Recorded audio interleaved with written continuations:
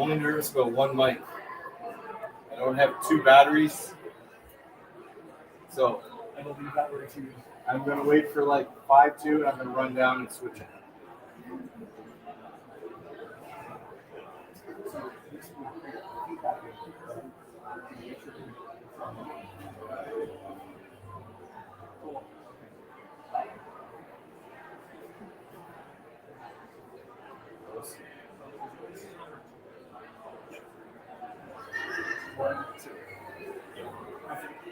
I switched them to make sure they were in order. Maybe switch over again and see if it doesn't even read. Well, it should be fine. No.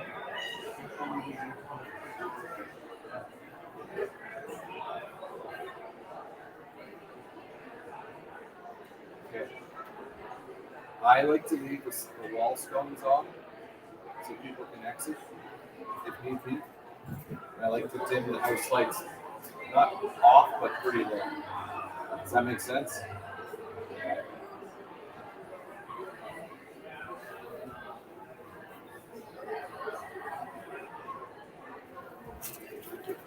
Is there anybody going to be sitting in the handicap?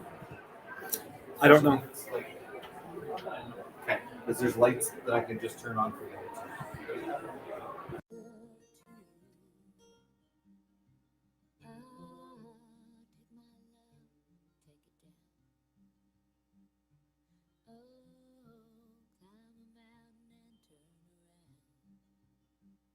And if you see my reflection in snow-covered hills, where the landslide bring it down.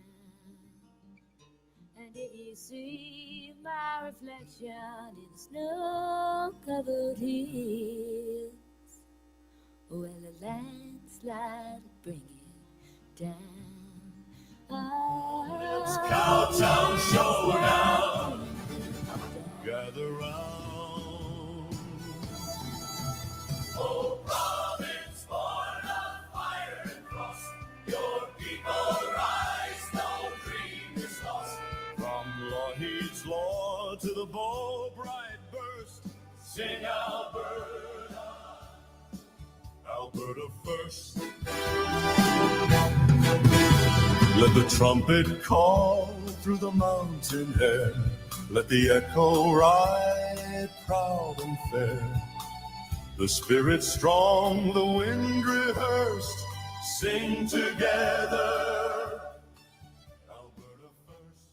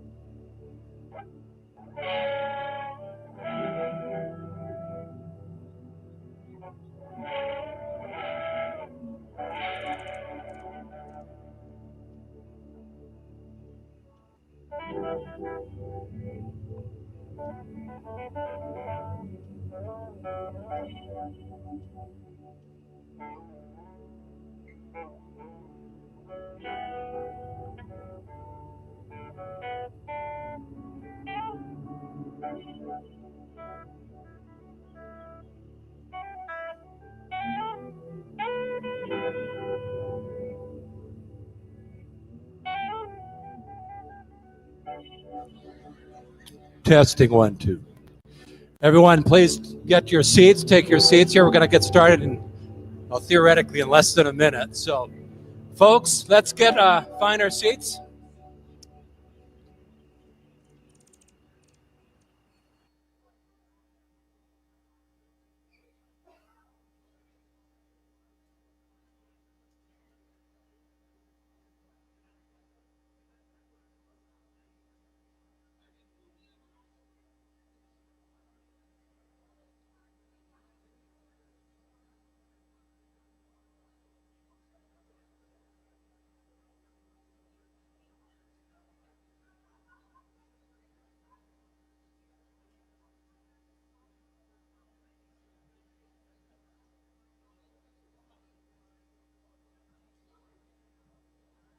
Okay, we're going to get started tonight. Welcome, everyone. I think I'm supposed to say aloha, but I know that won't work for me. And neither would Auf Wiedersehen or Guten Abend. But how about welcome, everyone, to the third annual Cowtown Showdown. Of course, just to review a little bit about recent history, wasn't long ago that most of us didn't know what an AGM was. And then when somebody says, and we need to vote for board of directors, we thought that was the most boring thing you could possibly do, is to go to an annual general meeting for the UCP party and vote for a board of directors. But a certain leader of the grassroots movement here in Alberta told us it's not good enough to just elect a great premier, and we do have a great premier, and Premier Smith, and we can be grateful for that. The best in Canada by far. It's not even close, right? So, but we were told, I remember exactly what he said, she cannot bring about the change that is necessary for this province. We must all be engaged. And so a whole bunch of us showed up for that AGM, having never been to one and having no clue what's going to happen. And it wasn't so bad after all, right?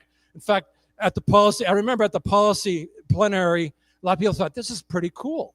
Now, we didn't know how to vote, but again, the first time we had to have a little bit of guidance, right? How this all worked.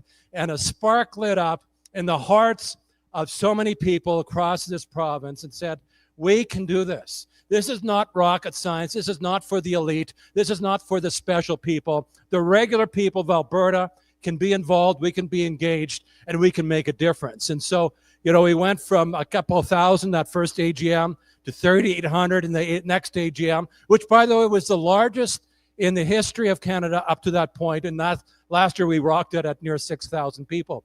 Yeah, let's give yourselves a hand. So in case you're wondering, I'm Roy Beyer and one of the people involved with Calgary Lougheed. And Darrell's usually up here doing a much better job. But since he's one of the candidates, we asked him to participate as a candidate. And just to know and understand the expectation tonight, we're going to hear from a lot of candidates running all across the province. There's 4 zones in Alberta: the North Zone, the Edmonton, the Central, the Calgary, and the South. So there's a new director being elected for each of those positions. And by the way, they get the same vote as the president. So these are important people. Even if they're regionals, you want to pick the very best possible, and you can only know that if you hear from them, right? So we're going to hear first from the regionals, starting in the north, and then heading south. And again, even if it's not part of your region, let's celebrate their willingness to serve. Let's listen to what they have to say and spread the word as to who the best candidate might be. And again, that's going to be the first part. Then the second part is going to be the VP. So and several vice presidents, and we'll have somebody else explain who that is. And we're going to give them a little more time because these individuals represent the entire province. So the secretary position, for example, there's 4 candidates. We're going to hear from each one of them, and it's going to be fantastic to, again, listen to what they have to say, listen to the passion, to the heart, and then be able to make a choice. You get to vote for those VP positions, the secretary, the VP of communications, and there's one more, right? And then the grand finale of the night will be for the presidents. This is the biggest volunteer job on the planet, to be the president of the UCP party. These guys are not getting paid. They are serving at a very, very, very high level. And when you have 2 individuals of high caliber, I really believe 2 individuals of high caliber willing to serve, maybe with a slightly nuance of difference. And we're going to hear about that, but that's going to be the culmination of the evening, is to hear from those 2 candidates and a little bit of a debate back and forth and that kind of thing. So I want to, again, thank you for coming out tonight. This is being live streamed across the province. It's being recorded, an awful lot of people, but I want to congratulate you for coming out tonight. And I want to introduce, first of all, the finest MLA in the province, my personal opinion, right? And so he's the MLA from Calgary Lougheed. Let's welcome Eric Bouchard.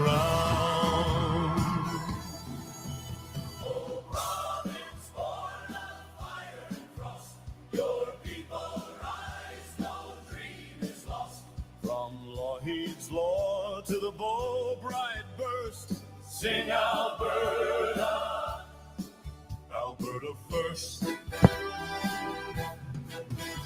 Let the trumpet call through the mountain air. Let the echo ride proud and fair. I was enjoying that. Good evening, everyone, and welcome to Calgary Lougheed's 3rd Cowtown Showdown. All right.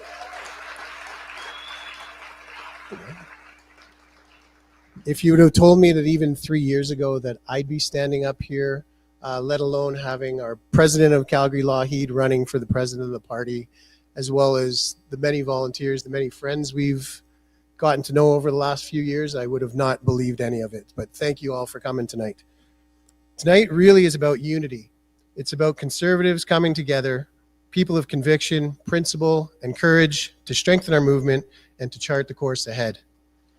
I've received my fair share of nasty messages over the last few years from some angry leftists, socialists, the woke mob, even some just this morning.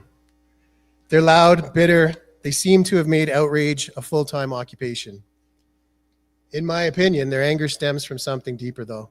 It's a lack of faith and a loss of foundational values that once kept our society grounded in principle and truth.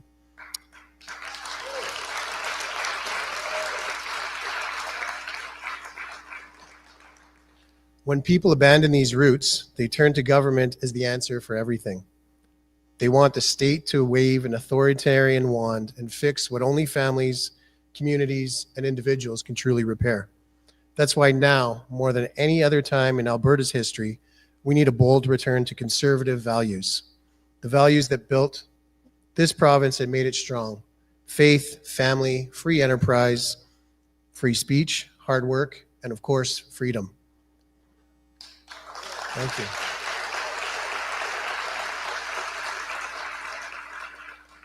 Our children need rational adults who will stand up and just say no.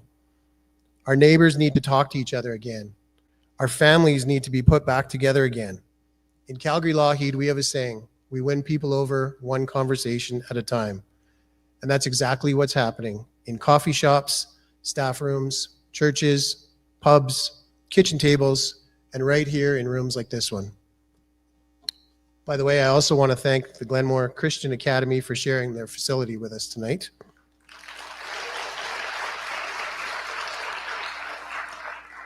And to those of you attending in person and those tuning in online, your presence tonight shows your dedication to something bigger than yourself.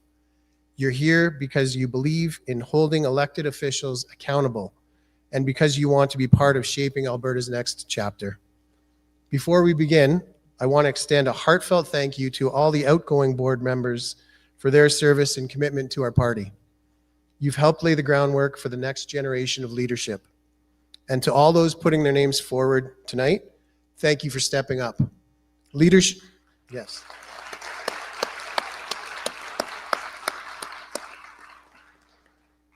Leadership isn't about seeking recognition, it's about seeking responsibility.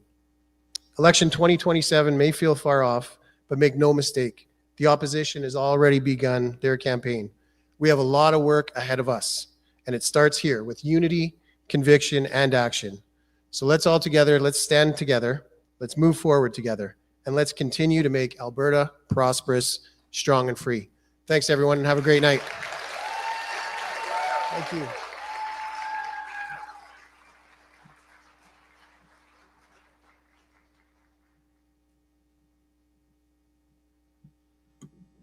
I love the calmness and the strength of that man. It's just something else. And real strong, yeah. So normally we'd have a single moderator, and to fill that position, we had to find at least two, right? So, so we have two fantastic moderators tonight to basically keep everyone sort of organized. We've got the red and the green and the blue card up here. So that's going to be to make sure everyone stays on time. We'll be very strict on that. Otherwise, we'll be here till midnight. So we can't be here till midnight. But I want to introduce the two moderators. First of all, the first, Brad LaForge, a businessman, very, very successful businessman, but also I should a little shout out to the Bow Valley Credit Union. He's on the board of directors for the finest bank in Alberta. So, but technically not a bank, but you know what I'm saying, a good place to place your money. But Brad also is a volunteer. He's the Calgary director for the board of directors with the UCP party. So has worked very, very, very hard in many ways and in many places. And so just because he's not up for election this year, he qualifies as being a fantastic moderator. So let's welcome Brad as he comes. Thanks, Brad. The other guy has a little bit more of a wild edge, Sheldon, one of those freedom warriors during the day, great with social media and that kind of thing. But he's one of those people that realize, you know, the only way we can win this battle is to work with the establishment party and influence that in the right direction. That was a hard thing for some of us to do, but to realize the UCP party was the better of the two choices, and we needed to bring about change within the party. And so Sheldon is very active with certain of the constituency associations. He also ran for council for alderman in Ward 4. And that is the hardest work I've ever experienced. Wards are massive. and so huge. And so, again, we had a couple conservatives running against each other, unfortunately. But Sheldon was, again, heroic, standing up for what he believes in, and realizing the importance of the practicality of us influencing change in the best of the two parties. The United Conservative Party, of course, is the best of those two parties. And we've seen some really positive changes, but we're just getting started. Let's welcome Sheldon. And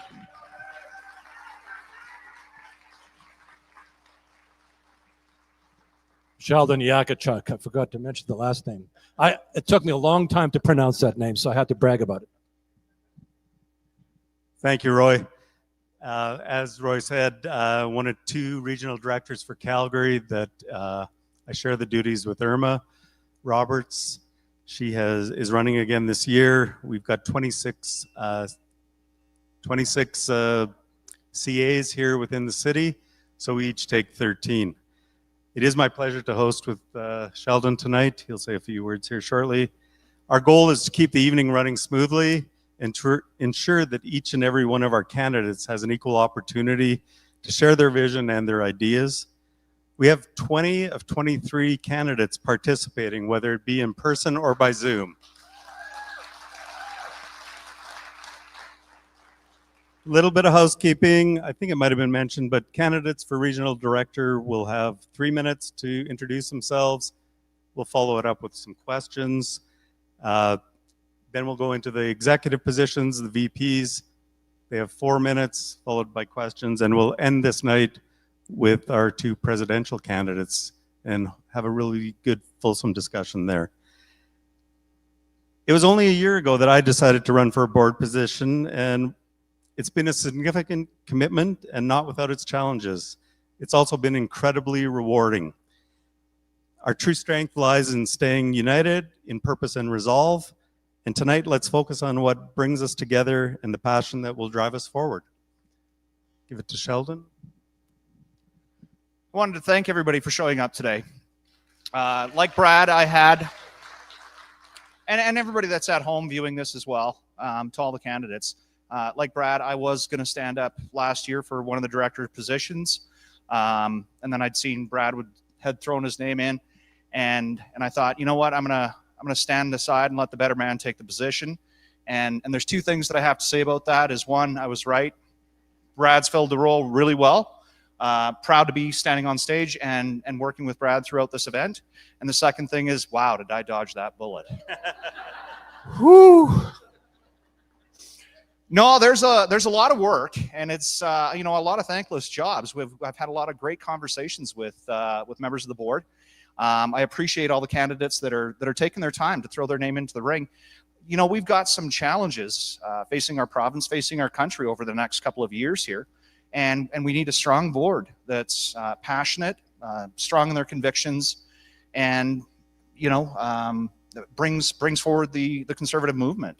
So I'm thankful to be on stage here, thankful to be part of the festivities, and looking forward to seeing how the conversations go this evening. So thanks everybody for being here, and let's look forward to a great evening.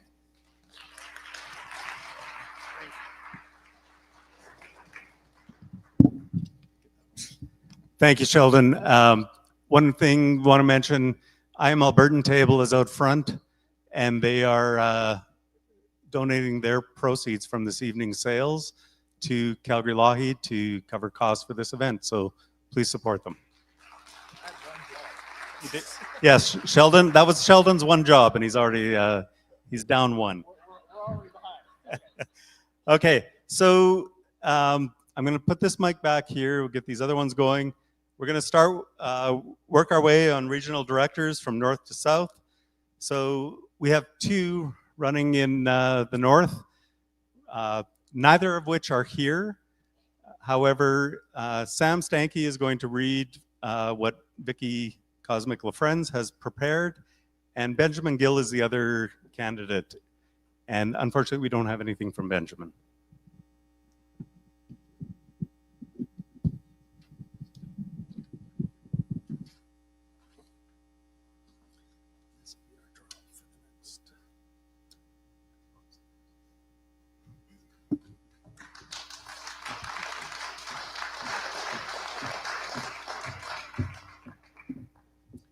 So Brad is correct. I am not Vicky. My name is Samantha, and I'm honored to be reading on behalf of a very dear friend of mine tonight.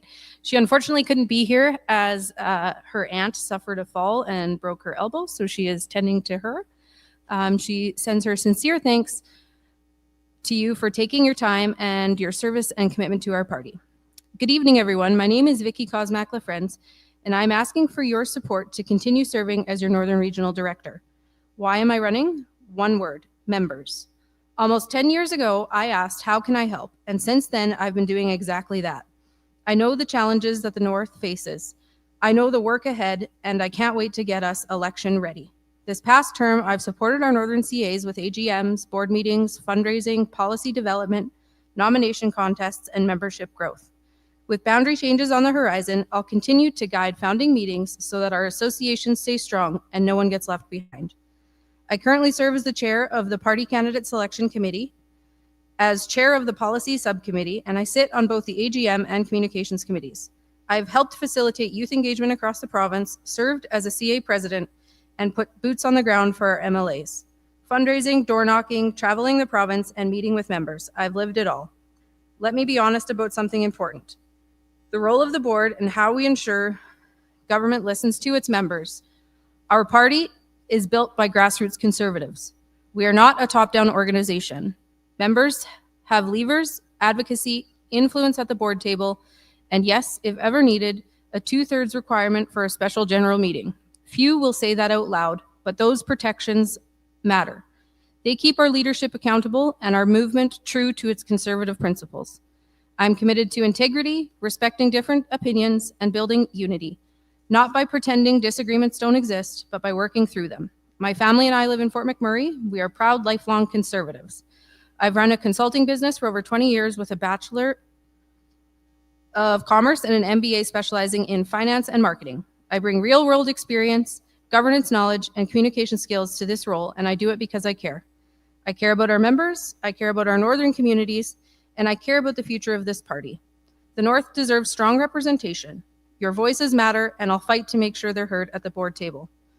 Our party does best when we hold true to our conservative values, and I intend to keep fighting for those values. So tonight, I'm asking for your support. Vote freedom, vote true representation, vote Vicky. Thank you, and I truly wish I could have been there with you this evening.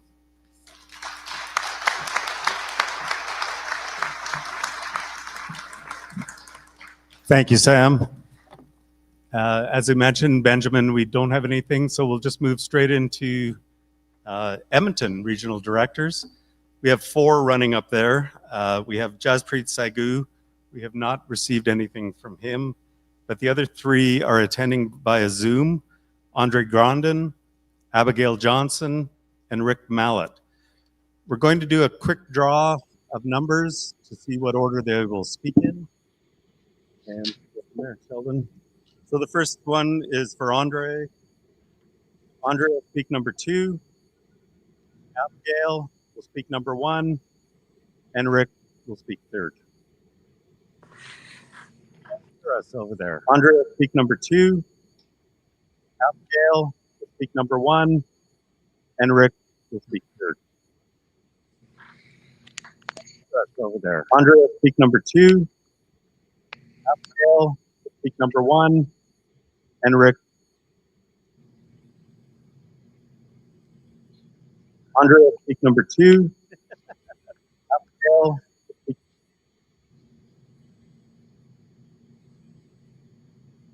Great. So Abigail, you are first. Take it away.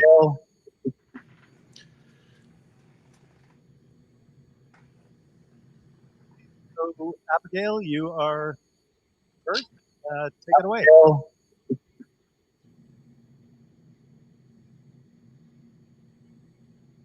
So Abigail, you are first. Take it away.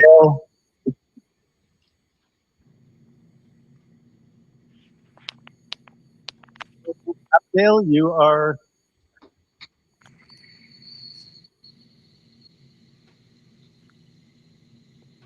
Want us to move to Central? We do have one on Zoom there as well.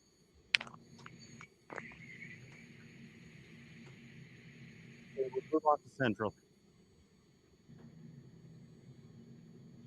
Central, we have 3 candidates running. We have Adam Doyle, who's joining us by Zoom.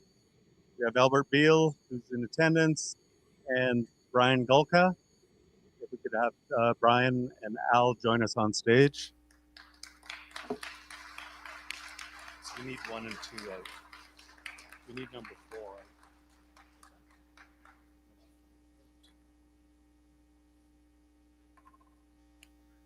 Okay, so we'll draw. First ball out is for Adam Doyle. Adam will speak first. Hopefully we have our technical issue solved. Albert Beal will speak third, and Brian Golka will go second.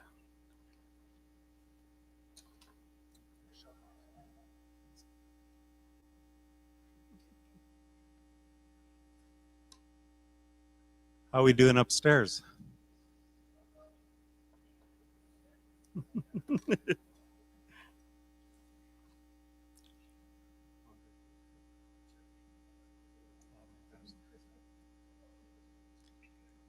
Do we have Adam?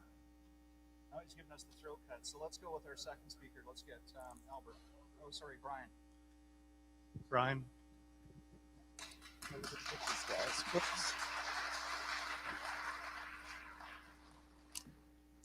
I think I'm first. Good evening, everyone. My name is Brian Gulka, and I was born and raised in rural Alberta, in the kind of community where hard work, family, and looking out for your neighbor was just a way of life. In addition to farming, I spent many years working in the oil patch and running a small construction business that produced products and services across Alberta, helping support industries that keep our province moving, from small towns to large cities. I'm not a career politician. I'm someone who lived the real ups and downs that government decisions can create for everyday Albertans. I'm running because I believe every Albertan, rural or urban, deserves a strong voice in decisions that shape our future. Over the years, I've served on a number of boards and currently hold executive positions on the boards of directors for both our MLA and MP, as well as several provincial organizations. That experience has taught me how to lead effectively, build consensus, and get real results from the people I represent. Our province works best when every member, every region, has a seat at the table. I stand with Premier Danielle Smith as she defends our freedoms, stands up to Ottawa, and brings common sense leadership back to government. Together, let's keep our movement strong, united, true to the people who built this province, so Alberta's destiny is decided by Albertans, not anyone else. Because at the end of the day, this is our home, our future, our freedom, and it's worth standing up for. Thank you.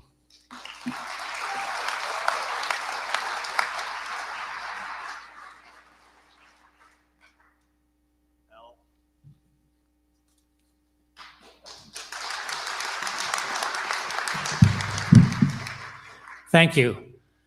I grew up on a farm just southeast of Lacombe, and when I graduated from high school, I went to NAIT and took building construction technology, and then I started a construction company, and Trudeau Sr. Killed the economy, so you could tell you how, and as a result of that, I ended up having to sell my company, and I decided, well, I'm being unemployed, I'll sit at university and get my engineering degree. And as a result of that, I was able to work in the oil and gas industry, primarily for Imperial Oil, and eventually as a senior project manager. And I've been married to my wife for 47 years, and we have our own engineering consulting business. And she's with us today. But anyways, the reason I got involved in politics is because I see the same pattern that's happening now as what I saw when we were just married and starting out as a family. And I see the devastation that this country is going through. And more so now, I mean, back then it was mostly economic, but today I see a tremendous pressure on our values, our faith, and our families and our freedom. And that's what I'm standing up for. I also remember what it was like to be one of you sitting in the audience and not really feeling I had a voice at the table. So my number one goal is to make sure that the grassroots members are represented at the provincial board of directors.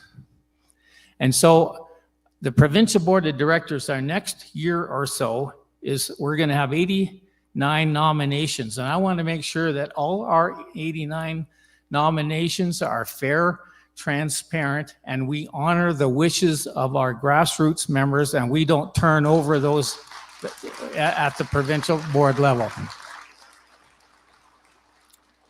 The next thing we have to do at the provincial level is get ready for the election. And that is extremely important. Like Eric mentioned earlier, is that our opposition is already working on that, and we must start working hard now. First with nominations, and then getting everybody ready, door knocking, and getting all the information that we need. And so I live in Strathcona County, and my counterpart, Abigail, lives near Sylvan Lake.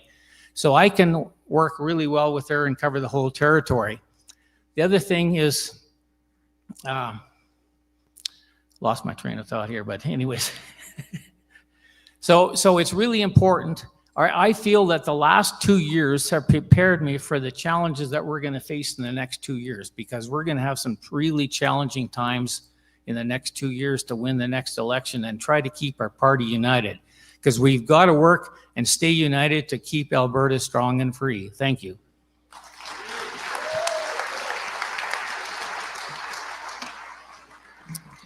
Thank you, gentlemen. We've got Adam. Bear with me. We're going to do this the non-technical way. So, Adam, if you could start your speech, we'll catch you. Perfect. Good evening, everyone. Not exactly what I had planned, but we'll take it from here. My name is Adam Doyle, and I'm proud to represent Central Alberta in this race for regional director.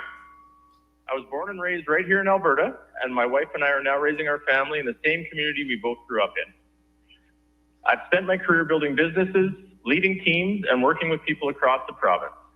From Calgary to Camrose, Red Deer to Wainwright, and everywhere I go, I see the same thing. Albertans who work hard, care deeply for their communities, and want a government and party that do the same. I'm running because I believe the UCP should always reflect those shared values: responsibility, accountability, and respect for the people who make Alberta go. Whether you live downtown or on a farm, we all want strong leadership that listens, acts with integrity, and puts Albertans first. Central Alberta plays a vital role in the success of this province, and it's where small business, energy, and innovation meet. But none of that matters without collaboration across the regions. As regional director, I want to help bridge those connections, ensuring that the voices from every corner of Alberta work together to build a stronger, more unified party. My approach is simple. Listen to members, bring forward their ideas, and make sure every voice is heard. Because when we stay connected, when Calgary, Central Alberta, and every region pull in the same direction, we can achieve incredible things. I believe in a UCP that's forward-looking, rooted in our shared principles, and focused on results, not rhetoric. Together, we can keep Alberta strong, competitive, and united. Thank you for the opportunity to earn your trust and to bring a strong, collaborative Central Alberta voice to the table.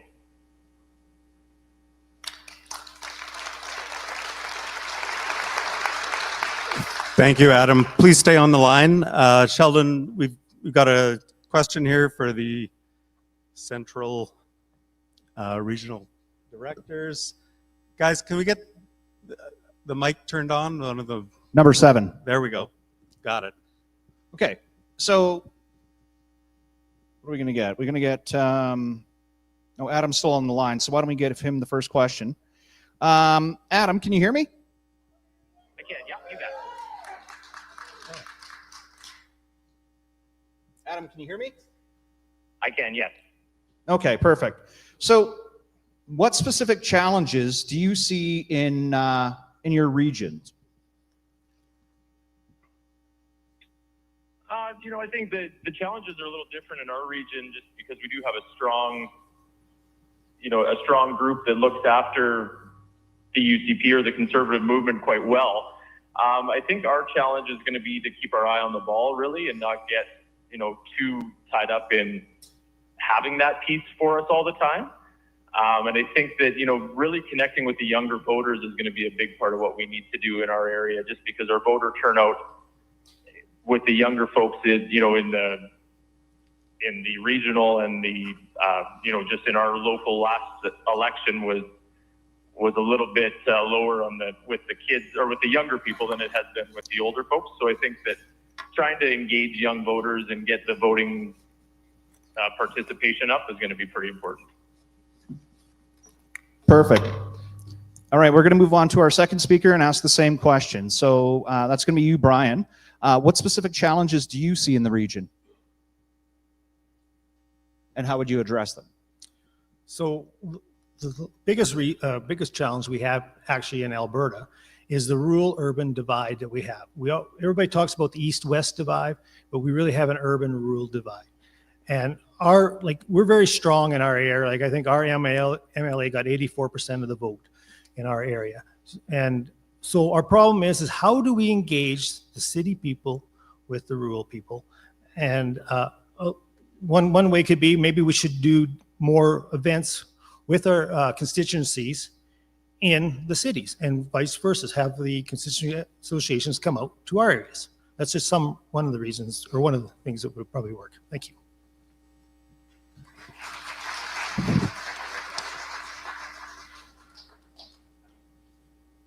And now Albert, same question. Did you need the question again?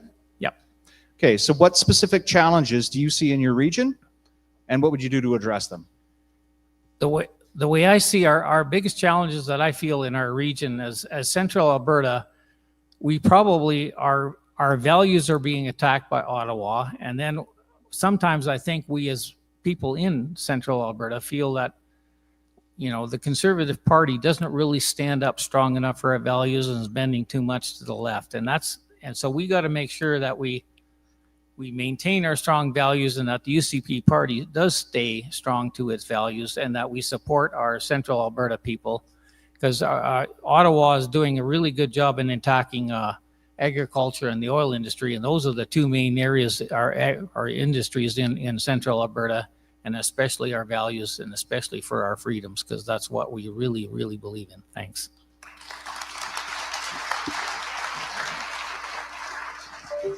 And that's great, because that really does segue into our second question. And it's not going to go to all regions. We're just not trying to fill time. We're just trying to make up the best conversations that we can bring forward. So being predominantly rural regions that overwhelmingly vote Conservative, what can you do to work to support the efforts to win back seats in Calgary and Edmonton while maintaining and strengthening support in your own rural bases? Adam, we'll go to you first. Okay. So yeah, I think that a lot of that with the same question from before, or the same answer before. I see in the cities we see a lot of that same where we're not engaging the younger voters. But at the same time, we do need to bridge some of those gaps between rural values and some of the different problems that we're seeing inside of the cities. I think that also comes from Ottawa and different things like that. We need to expand on trying to bridge the gaps between everybody and try to bring everybody together. Thank you. We'll go to Brian Golka next. Did you need the question again? Okay. So being predominantly rural regions in the overwhelming vote that overwhelmingly vote Conservative, what can you do to work with and support the efforts to win back seats in Calgary and Edmonton while still maintaining and strengthening support within your own rural base? Well, I'm not really too worried about the rural base because that's our base. That's the UCP's base, is rural Alberta. Like I said before, we need to somehow communicate better with the cities. We need to have functions or events that we can include them and tell them about our lifestyles, but also learn about their lifestyle and their problems that they're facing. So that would be my main goal, and to try to get the constituencies associations to work together to accommodate that.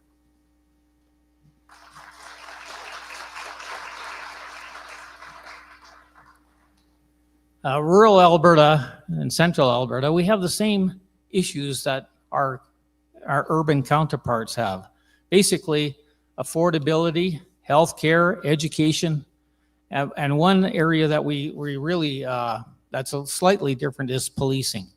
So I think if we focus on those areas, especially affordability, healthcare, and education, we have those same common values, and if we promote them both in urban and rural Alberta, I think we will do much better and have really great policies.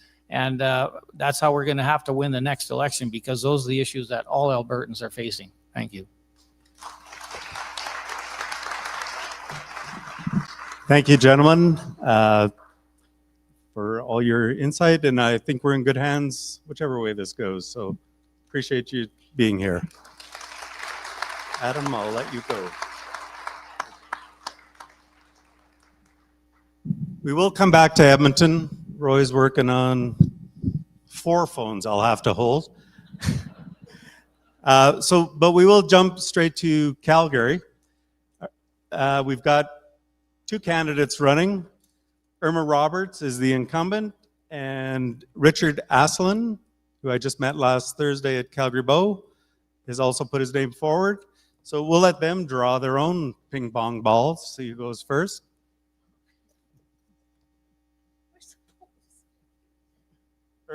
Irma's going second. So Richard, you'll go first, and we'll jump right into it here with your 3 minutes. My belt is tight so my pants won't fall down. I don't think I have broccoli in my teeth. So let's get at it.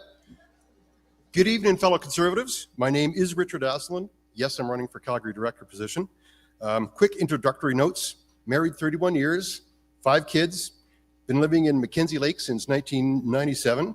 Provincially, that is Rick McIver's riding, and federally, it is Tom Komick. Both fantastic guys. You have no idea how much I love living in such a conservative place. It is really great. So, now if you did hear 5 kids and think, gee, does this guy have time for the position? Because it is, as Brad has told me repeatedly, very time consuming. Yes, I do. My 5 kids are old and pretty much out of the house, mostly for the most part. So I have plenty of time for the position. Next, I also started and I own a business in fleet management where I set my own hours. So again, lots of time to respond quickly to constituency association issues. If you're wondering about my political background, well, I joined the Reform Party back around 1989. I'm kind of old. And I met Preston Manning, not that he'd remember it. I was a nobody then, still a nobody now. But I got so involved back then, I became a constituency assistant to a Reform Party MP. At the same time, I was encouraged to run locally and for a local position, which I did, and I was elected to a school trustee position. There was 3 lefties and 4 of us fairly hardcore conservatives. We're considered moderate now. So during that time, actually just want to back up. On a quick aside, nothing happening right now with the Alberta Teachers Association is new. Everything is exactly the same, the exact same complaints, the exact same partisan politicking by the union on behalf of the NDP. So I think Dimitri's doing a fantastic job for us.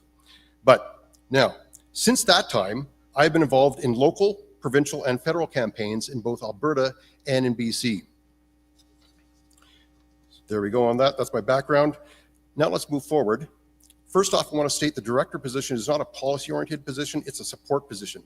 I'm here to support and assist the constituency associations in whatever means possible.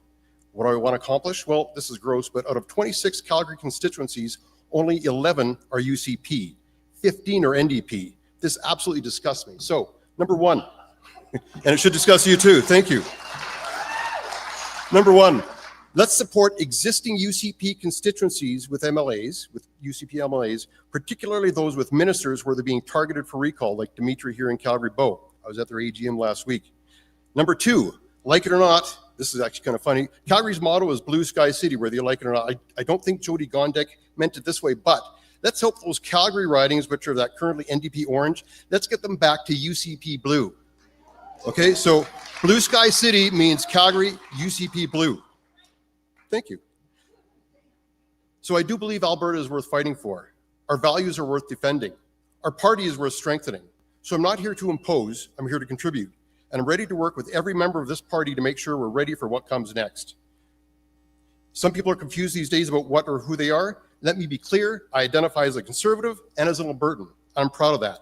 If you agree with me and identify with those values, then please vote for Richard Asselin for Calgary Director at the AGM. Thank you.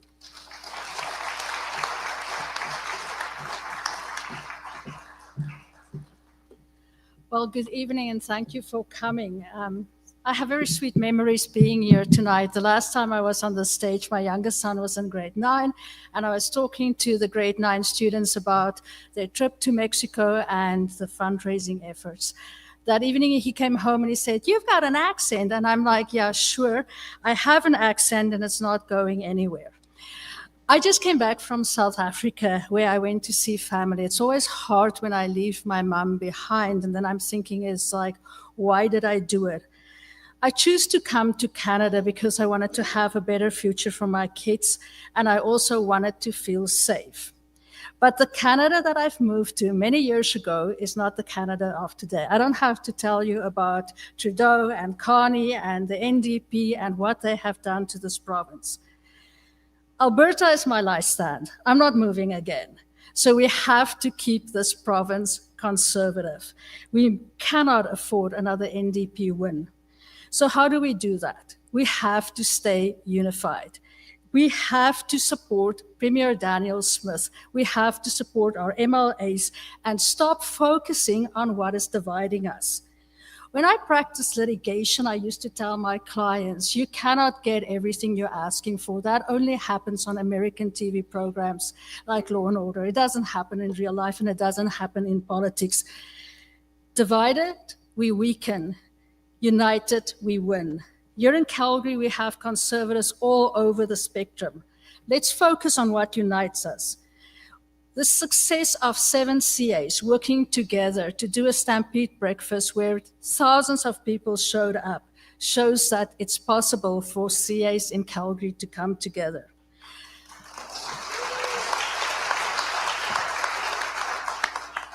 I plan to host a citywide event for conservative women in January 2026 if I get reelected. I mean, nothing happens in January. Christmas has gone by, and we need to reach out to middle-class women in Calgary. We have to win them back to win this election. Everything we do is about the future, our families, our communities, our province. I came to Canada not because of the snow. I came to Canada because I believe in opportunity, hard work, and freedom, and to feel safe. And those are the values that I think is worth fighting for. Let's stand together. Let's keep Alberta strong, free, conservative, and let's win the next election.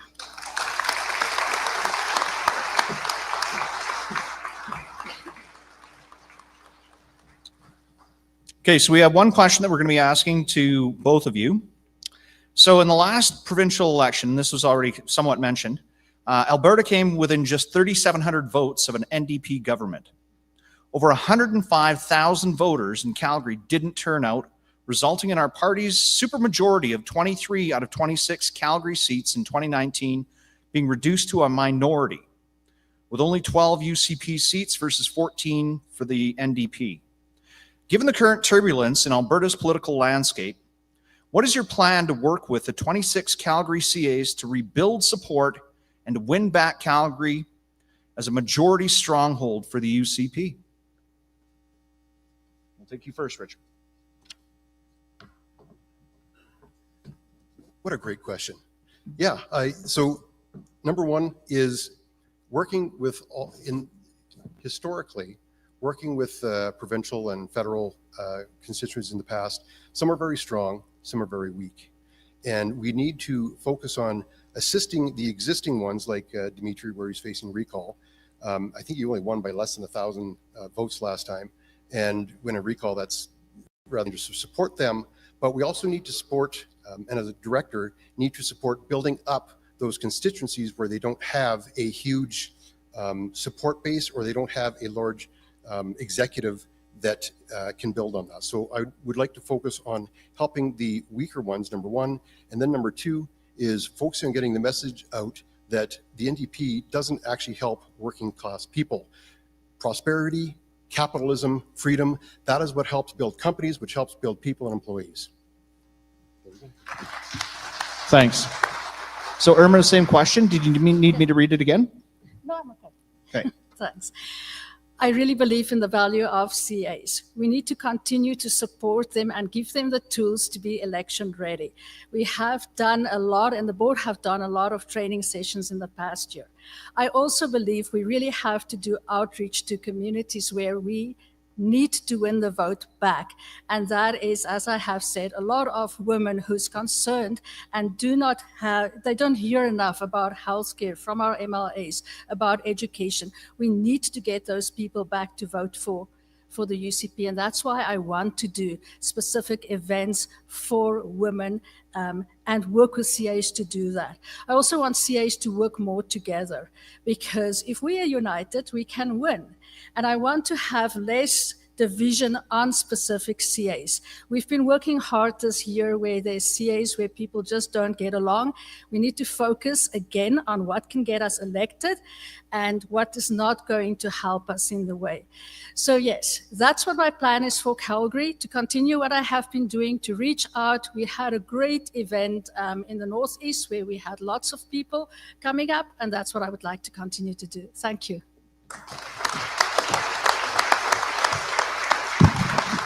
Thank you both. Appreciate it. You're done.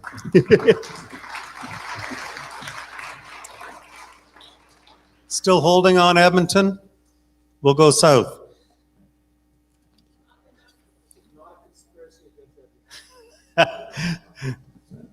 We'll hear about it.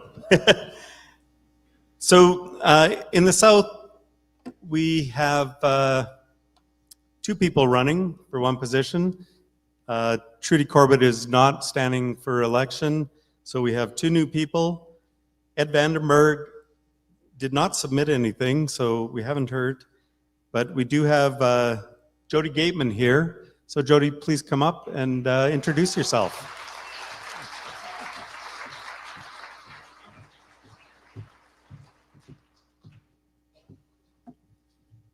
Oh my goodness, everybody's been so short and sweet tonight. And so when I was told 3 minutes, I took that seriously, you guys. Sitting at the kitchen table at a political meeting, I could feel something moving around under the table. And when I looked underneath, it was a small child, about 5 or 6, playing under there. And at the end of the meeting, I checked again, and that child was now contently sleeping. First of all, I'd like to welcome all the members to the Cowtown Showdown Forum. This is my first time here. My name is Jody Gateman, and as I'm sure you've all figured out, I was that child sleeping under the table. I've heard that story many times from my mentor, so I can actually tell you I have been involved with politics since I was knee-high. At the age of 24, I ran my first campaign after I received lots of requests to run more, both political and federal. I have to tell you, one of my favorite campaigns was the Senators in Waiting. I know we don't have them up there yet, but I'm aging myself. They had a dessert auction where the MLAs and the MPs were the bakers. I've never seen burnt cookies go for so much money, ever. I'm a teacher by profession. I'm 53 years of age. I have 4 beautiful children. My husband and I own and operate an agriculture enterprise just south of Calgary. I'm on the fourth generation family farm. Will be 100 years in 2028. So being a teacher by profession, I'm used to explaining things in many different ways until that concept gets across. So we need to do that. We need to help people understand conservatism. We need to understand what those policies, procedures are, how to talk to the voters. My entrepreneur skills do have me operating multiple companies. And one of the things my employees always say, because we talk about marketing and advertising, talk to the dog in the language of the dog about what's important to the dog. We don't talk to the dog about carrots, because the dog doesn't care about carrots. He cares about beef. We need to talk to the voters in the language of the voters about what's important to the voters. Okay? And how do we figure that out? How do we figure out there's different voters in the north, south, central, they all like something different. We talk to our CAs, we talk to our members on the ground to figure out what it is that we need to talk to those voters about and what that language is. And of course, I put my iPhone on turn off while you're talking to people. That's okay. I've got the experience of being a top 40 under 40, class of 09. I know I'm aging myself. Commissioner of Oaths, I have my PhD, so if I refer to you as Doctor, I'm Dr. Gateman, you know you've gotten on my bad side. People are sick and tired of the political spin and rhetoric that they've been given, and they need some political honesty. That's why I want to run on the board here. We need to make sure our powerful CA members are informed, and we are conservative. We are strong, we are united, and conservative is not a bad word. Thank you for your consideration. Yeah, okay. All right, sir. Okay, so for all of our rural groups, the northern, central, and southern, we have the same question. So being predominantly rural, that overwhelmingly vote conservative, what can you do to work with and support the efforts to win back seats in Calgary and Edmonton while still maintaining and strengthening support within your own rural base? Well, I think I'm going to bounce off of one of the other regional candidates and talking about that urban-rural divide. I am a county councillor for the County of Vulcan. I see it quite a lot when we try to work hand in hand with cities around us. There's a big divide there. Again, we need to talk to those people in their language. We that sit in these rural areas have a very different viewpoint, a very different language. We need to start talking to people about what's important to them in what we believe in. So standing up for those conservative values, but changing the message slightly so someone else can interpret it. When someone tells you we have a deficit of whatever $1 trillion it is, no one can understand that because no one sees it. But if you say take 6 zeros off there, you now have part where their budget, their mind can now look at it. We need to change that message. We are conservative. We're not rural. We're not urban. We're not divided against one another. We need to be united. Just changing that message slightly so that they're hearing what they can understand makes all the difference.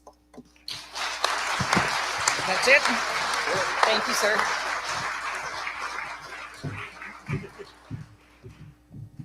I have good news.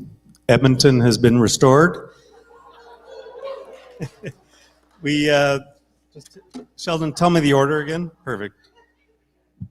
I'm not going to believe it till I see it, but Ryan, there we are. Okay, so just a reminder, we're going to go with Abigail first, Andre second, and Rick third. Abigail, go ahead. All right, hopefully this works and you can all hear me. Good evening, everyone. My name is Abby Johnson, and I'm running to be your Edmonton director on the United Conservative Party board.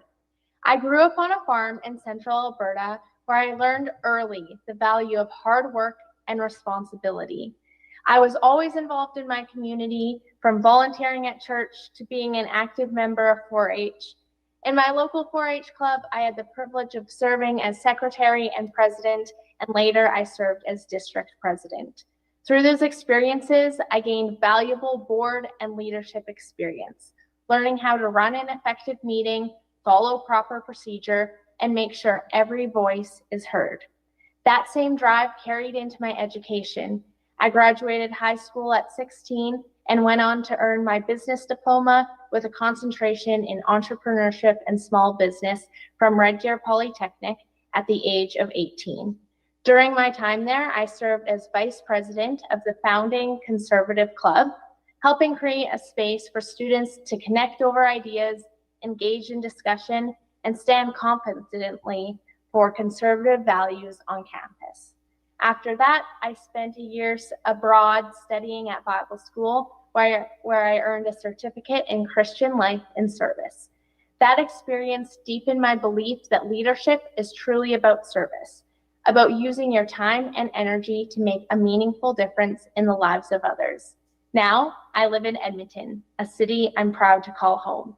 I've continued to stay active in politics, volunteering on campaigns and working alongside others who share a vision for a strong and united conservative movement. I know this position will take hard work, and I'm ready for that. I'm willing to dedicate my time and energy because I believe in this party and in what it stands for. I'll work to ensure our policies reflect what matters most to Albertans: freedom, personal responsibility, and strong families. Alberta is a strong, resilient province built by people who value hard work, independence, and common sense. We need to protect that strength by standing firm, ensuring Ottawa doesn't dictate policies that affect our resources, economy, or way of life. Our province thrives when we make decisions for Albertans by Albertans. I'm passionate about engaging young people in politics, encouraging them to own their beliefs and stand boldly for conservative values. If we want our movement to thrive in the future, we need young voices today, people who are principled, passionate, and ready to lead. I've seen how much potential we have when generations of conservatives work together. I'm Abby Johnson, here to listen, to represent you, and keep our party united, strong, and free. Thank you.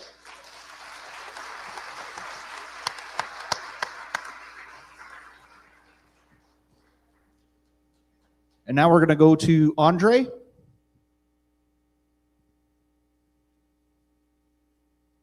Sorry, did you hear me? We're going to be getting Andre to introduce himself and go through his introduction.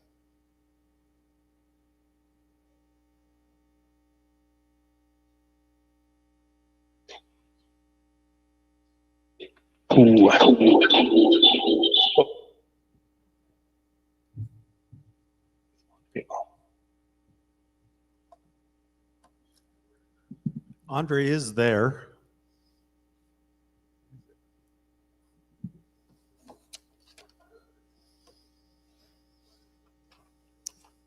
Andre, can you hear us? Working on it. Yeah, we'll jump forward. We'll go to Rick and we'll come back to Andre. Rick, take it away. Thanks, everybody. Good evening. Hopefully you can hear me okay. So I'm Rick Mallon. I'm running for the Edmonton Regional Director position. Thanks to everybody with Calgary Lougheed for organizing this event tonight. I'm sorry I couldn't be down in Calgary. I was at the Edmonton Oilers game on Saturday night, and after that 9-1 blowout loss, I thought I better stay here, not be exposed to too much ridicule from Flames fans. So I'm going to touch on my background and some reasons to consider voting for me. I was born in Lloydminster on the Alberta side, and I've lived in Edmonton now for over 40 years. I obtained my law degree from the University of Alberta in 1989, and I've practiced law since that time. I'm the owner of my own law firm here in Edmonton.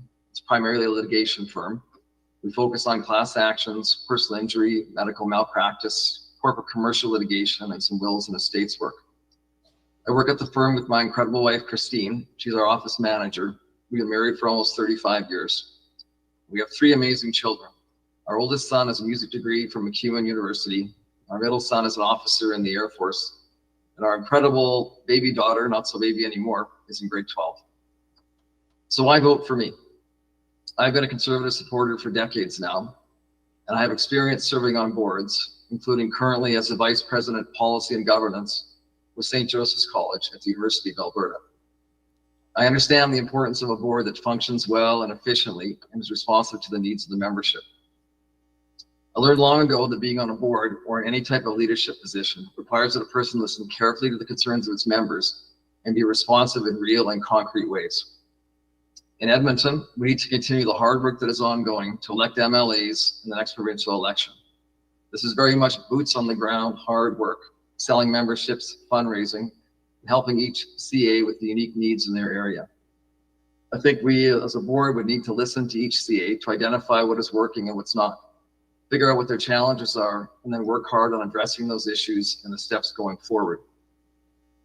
We need to focus on support for the party and our individual members in the ongoing battle with the NDP and the ideologies on the left.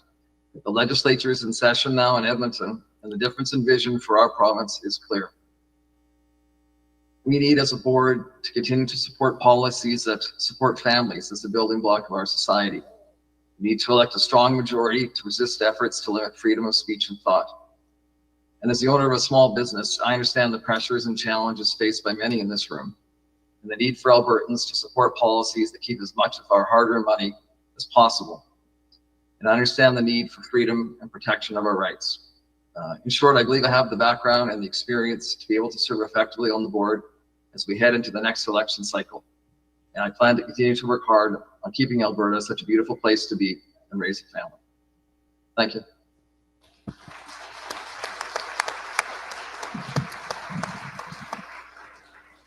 Okay, and I apologize. That is not Andre there. That is Gordon. He's eager for the next one. He's running for secretary. So don't know where Andre is. I think Roy's gone to check, but I think we'll just move straight into the question that Sheldon has for our two Edmonton candidates that are here. All right, guys. As it stands, Edmonton remains entirely represented by NDP MLAs, not a single UCP seat in the city. Meanwhile, the surrounding rural ridings form a solid conservative blue donut. Given the dynamic, what is your plan specifically to win back seats in Edmonton and rebuild meaningful support for the UCP within the city? We'll start with you, Abigail.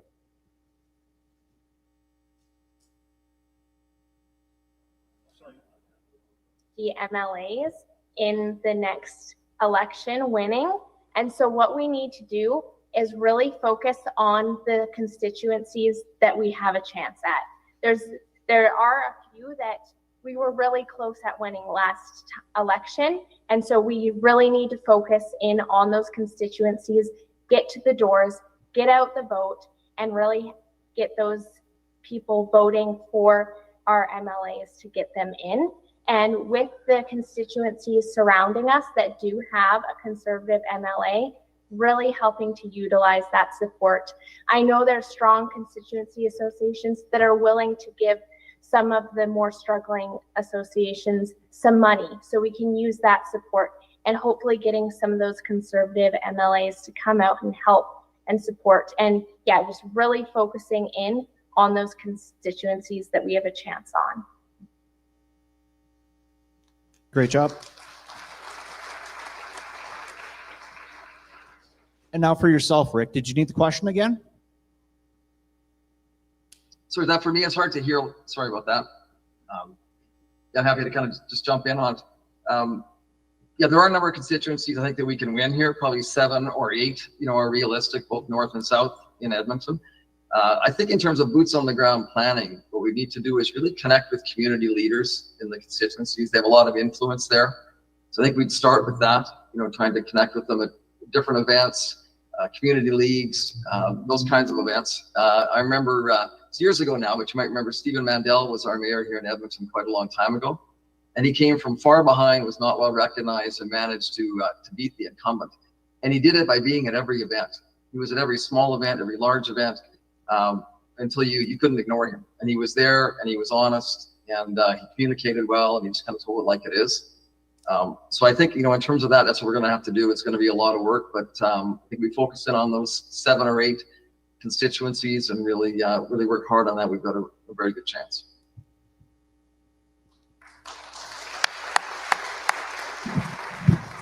Thank you, Abby and Rick. Look forward to working with either one of you and turn a little bit of Edmonton blue. Also, I saw Benita shaking her head when we mentioned the blue donut. I believe there's 2 that are orange, so we have to work on those as well. Anyhow, thank you both. If we do get him, we will bring him on, but we're going to move on now to secretary. So for secretary, we have 4 people running for this position. We have Gordon, who's on Zoom, and we have Daniel Harder, Stacey Vanderveen, and Scott Payne. We'll let them each draw their ping pong balls for order, and Gordon, you'll be whatever's left over.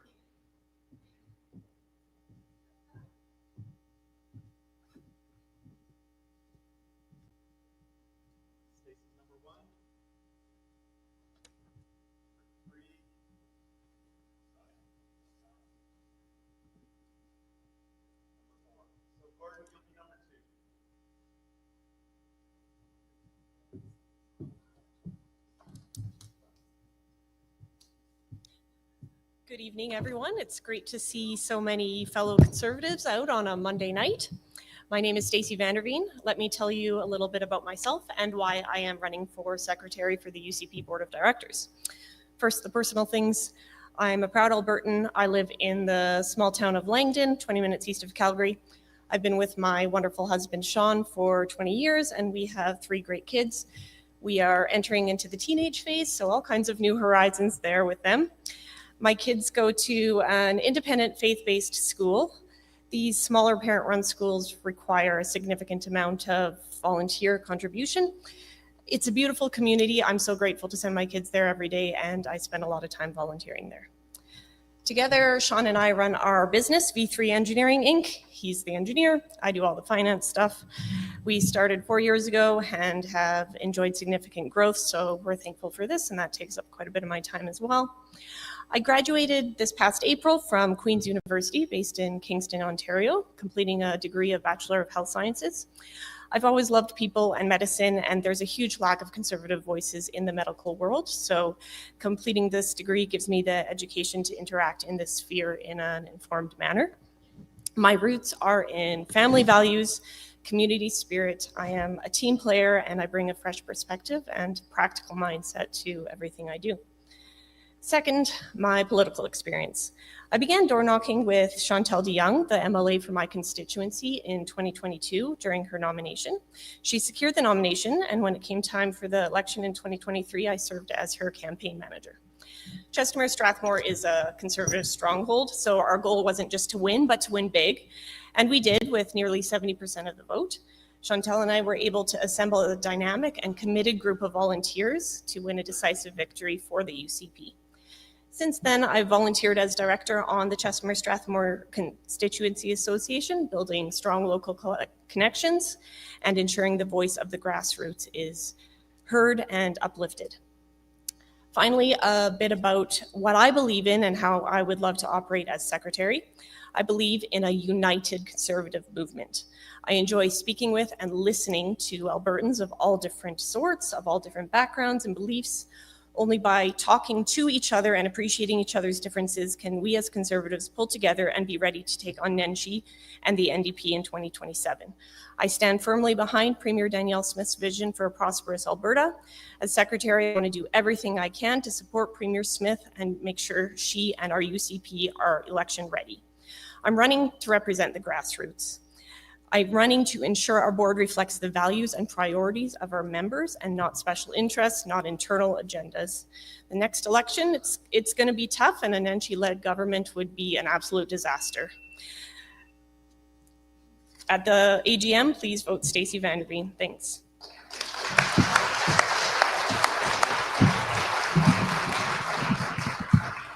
Okay, guys, can you bring Gordon on?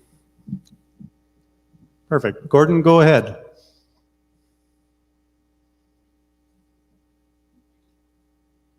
Hello, and thank you for coming out this evening. Also, I'd like to thank Roy and Trena and the Calgary Lougheed Board for allowing me this opportunity to speak with you tonight. My name is Gordon Rainan, and I'd like to be your candidate for board secretary. After completing college and obtaining my CMA, which is now the CPA accounting designation, I worked for Budget Car and Truck Rentals of Edmonton as Director of Finance and Administration. For over 20 years, I was both Corporate Secretary and Recording Secretary for several operating and holding companies in Alberta and Saskatchewan. I became involved in politics in 2016 after the NDP defeated the PCs. I've spent 8+ years with 3 different UCP CA boards as CFO, VP membership, VP policy, and twice as local candidate nomination committee chair. I've also been on the party policy and governance committee for 5 years, including 2 as chair of the governance subcommittee. One of the board secretary's responsibilities is to be a member of the PPGC.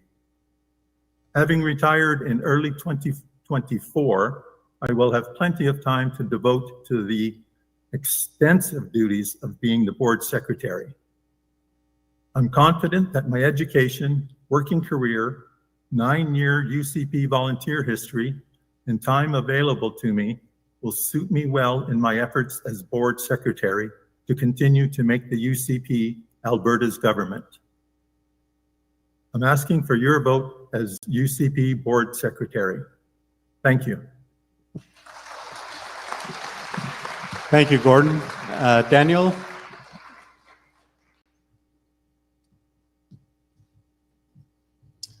Thanks so much for coming out this evening. I really appreciate the opportunity to help you decide who you're going to vote for at the AGM. Thanks so much to the CAs that have organized this as well. It really is good to have informed voters. My wife and I live on a farm near Didsbury, where we raised our 3 daughters, and now we cheer on our 3 hockey-playing grandsons. I'm running for the UCP Board Secretary position and ask for your support at the UCP AGM on November the 29th. I grew up on a mixed farm in central Alberta, where I gained firsthand experience in grain production, commercial beef, feedlot and dairy operations. This hands-on background provided me with an invaluable work ethic. In 1986, our family shifted direction and I began my university journey. I earned my Bachelor of Arts honors degree from the University of Calgary, receiving the Coots Family Graduate Award, and then completed my law degree. I was admitted to the Alberta Bar in 1994 and spent the next 3 decades practicing law in central Alberta. As one of the founding partners of MHR Law, my commitment to sharing knowledge extended to the classroom, where I taught agricultural law courses at Olds College for 10 years, and as well as history courses at Rocky Mountain College. I have a proven record of experience both community and within the UCP structure. I'm a founding member of the UCP. I've served as a board member on the Olds Didsbury Three Hills Constituency Association. I've held the role of chairperson of the Olds Didsbury CA Policy Committee. I've been a member of the UCP Policy and Governance Committee. And I saw Ray Strom earlier this evening, and it's good to see Ray back in circulation again.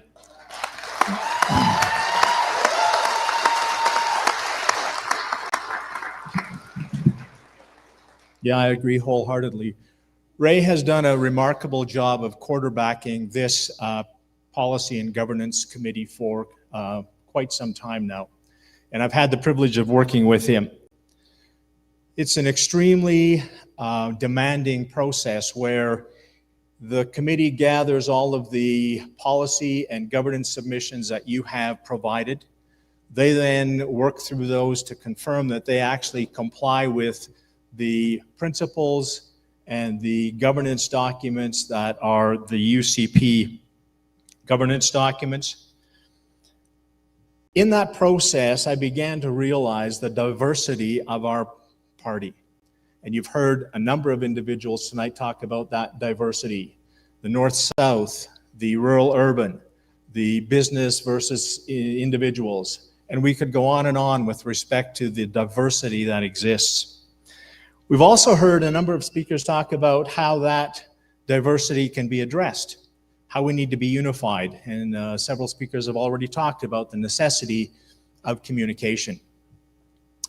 When I talk about communication, I mean communication that is real, genuine conversation between individuals, between CAs, and between MLAs. I learned very early in my experience as a lawyer that if a lawyer on the other side was not going to have a conversation with me, that was going to be a difficult file and ultimately probably resolved by a judge. I learned that if lawyers would communicate with me, we could have a conversation, we could explore options, we could exchange ideas and work towards a solution. And I think in our party today, we need to work towards a solution. We need to be able to share ideas. We need to be able to have discussions. We need to be able to ask questions, but we need to move towards unity. Again, common theme this evening, unity and communication. I've also had the ability or the opportunity to experience local boards, and they're not going to let me tell you which ones I've served on. Sorry, Daniel. We have a lot of speakers to get to this evening. And Scott.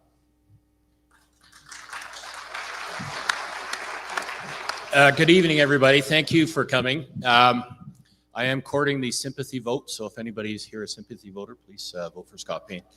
I've been going since about 4:30 this morning. I'm discombobulated. I broke my poppy on the way in. I left my black hat at home, and I'd like to thank Adele for fixing my collar so I didn't look like a total schnook. Thank you all for coming here, and thank you for all of the candidates. Special thanks to Roy and Trena and Calgary Lougheed. But I also like to give a couple thanks to our two presidential candidates. So Darrell, I think it was about a year and a half ago, allowed me to speak about rights and freedoms here, and much appreciated. It's very important. And to our current president, Rob Smith, thank you for your efforts in getting the Black Hats Bill of Rights to the AGM last year. That was huge, much appreciated.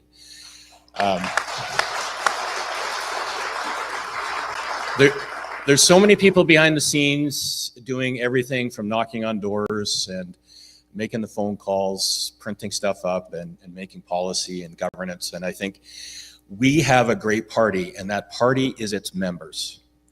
We have a great party policy declaration.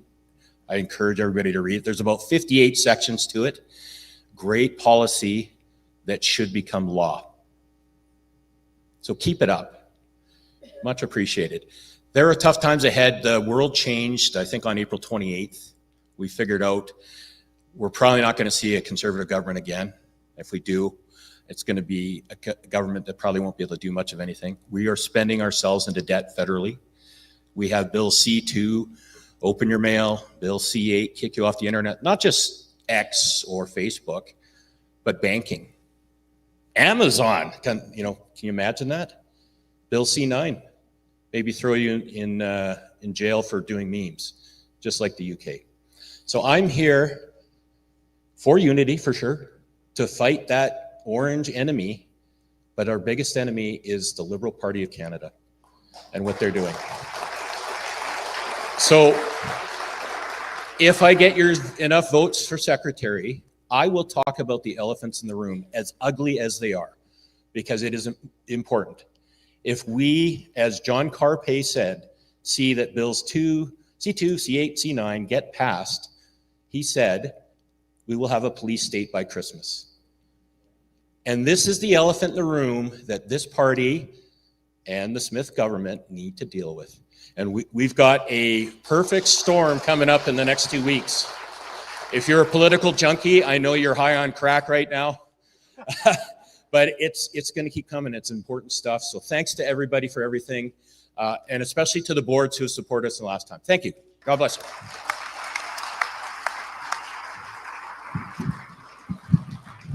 Thank you all four. Ryan, if we can get Gordon back on. Sheldon has a question. We'll go in the same order. Stacey, we'll go first.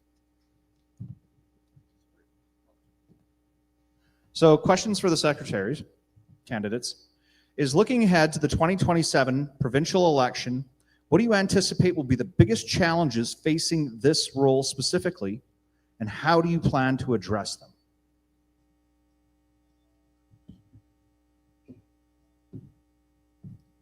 One of the biggest roles of the secretary is communication, record keeping, keeping everyone on track, organized. There is such diversity across this province. We have 89 constituencies that we have to have 89 dynamite candidates for, 89 constituency associations that are well funded and ready to go to work, and a team of volunteers that is engaged and ready to bring people to the doors to elect a UCP government. And that's going to be the role of the whole board, but keeping that communication open and speaking to all the different constituency associations, working with the regional directors to make sure that everybody is on track so that we don't end up with a NDP government. That's my plan.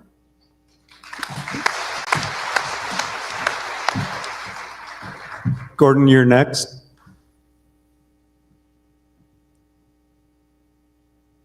I think are going to be of vital importance. And one is that I can assist with, and that's helping communicate party board actions and decisions to the CAs, to the candidates, and potentially to the members. And another one, because I have a bit of an Edmonton background, is working with the donut CAs, as somebody said earlier this evening, about not just funds, but also sharing volunteers. A lot of the donut CAs have tremendous volunteers and volunteer programs, and there are some fairly weak CAs in Edmonton. And we should probably, as the regional directors mentioned, concentrate on the top 5 or top 7 in Edmonton, and hopefully gather all those into the blue sky Edmonton. Thank you. Thank you, Gordon. Daniel? So first of all, working with respect to unifying the party, again, that's a theme that we've heard. We need to be united in order to win. The second would be one member of a team that has to work together to unify the CAs and get 89 good representatives across the province in order to win the next election. Thank you.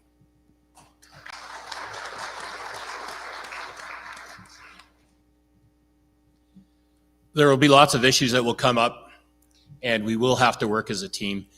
My background, Army Reserve, and in other organizations like the Legion and Royal United Services Institute, has been in a support role. So I want to follow the direction of the leader, work with the rest of the team, and provide that support. My superpower is typing and spreadsheets. Thank you.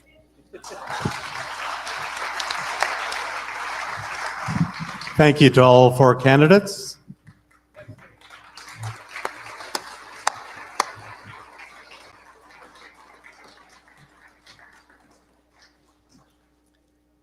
So we're actually on, even with our technical glitches, we are on track time-wise.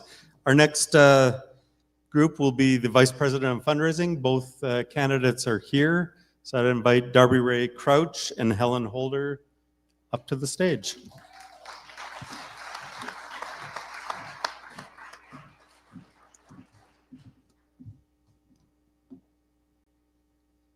Darby's number 2.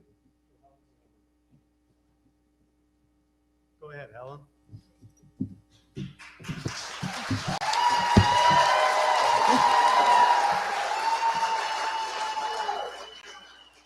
Well, thank you. I appreciate the opportunity to be here tonight with all of you in my hometown of Calgary. My name is Helen Holder, and I am running for VP Fundraising. Alberta is at a critical moment, and I have the experience and determination to help lead our party to a victory in 2027. I am a professional engineer with 17 years of experience in oil and gas, both internationally and locally here at home. I am results driven. I've managed multi-million-dollar budgets, and as a CA president, I have organized and executed successful community and fundraising events. I bring 4 years of CA board experience and nearly a full season on the PPGC as governance chair. If any of you have been involved in the policy and governance process, you've probably received a few emails from me. Apologies for that. My board experience is broad and hands-on. I spent 3 years on the Calgary Pagan board, 3 years and counting on the Highwood board, supporting RJ Sigurdsson. And just last year, I also stepped up to support our friends Eric Bouchard and Darrell Komick on the Calgary Lougheed board because I support what they're doing. The work they're doing is great work. I've served as Secretary, VP Communications, Director at Large, and now CA President of Highwood. Through all of this, I've gained a deep understanding of the lifeblood of our party, the constituency associations, and the people that drive them. If I have the privilege to serve as your VP Fundraising, I will implement a clear plan to exceed our fundraising goals heading into the next election.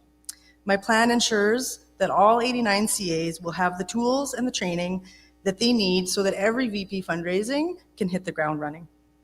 This toolbox will collect not only my best practices that I've developed, but also the knowledge and successes from our strongest fundraisers across the province.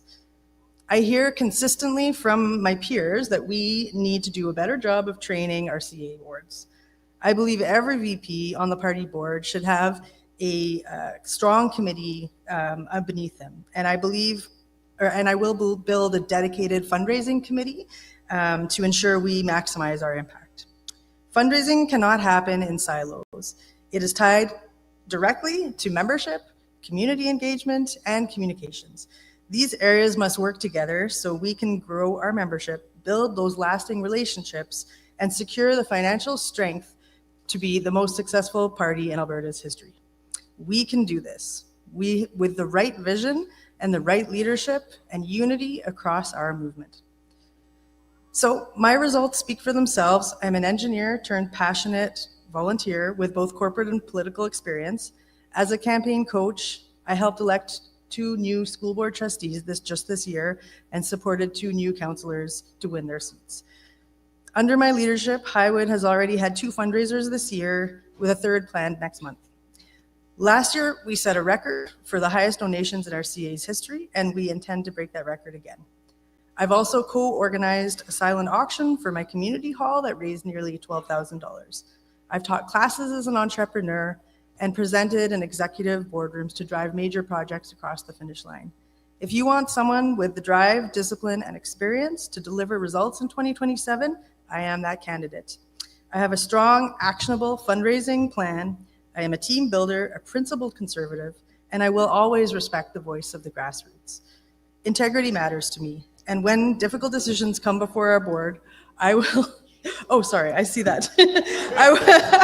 I will always choose what is right for our members and for Alberta. I ask for your support on November 29th. Together, we can build a stronger Alberta and bring this home. I didn't think I'd have to kick Helen off the stage.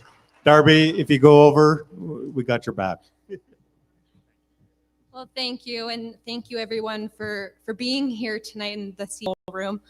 Before I begin with Remembrance Day being tomorrow, I would like to take a moment to honor the brave members of our armed forces who have served with courage and grace. I especially think of my grandfather, who was a longtime conservative who served in the war, and he stood for those values of liberty and peace. So I'd like to thank all of you who have served or continue to serve, and for your dedication and your sacrifice. Okay.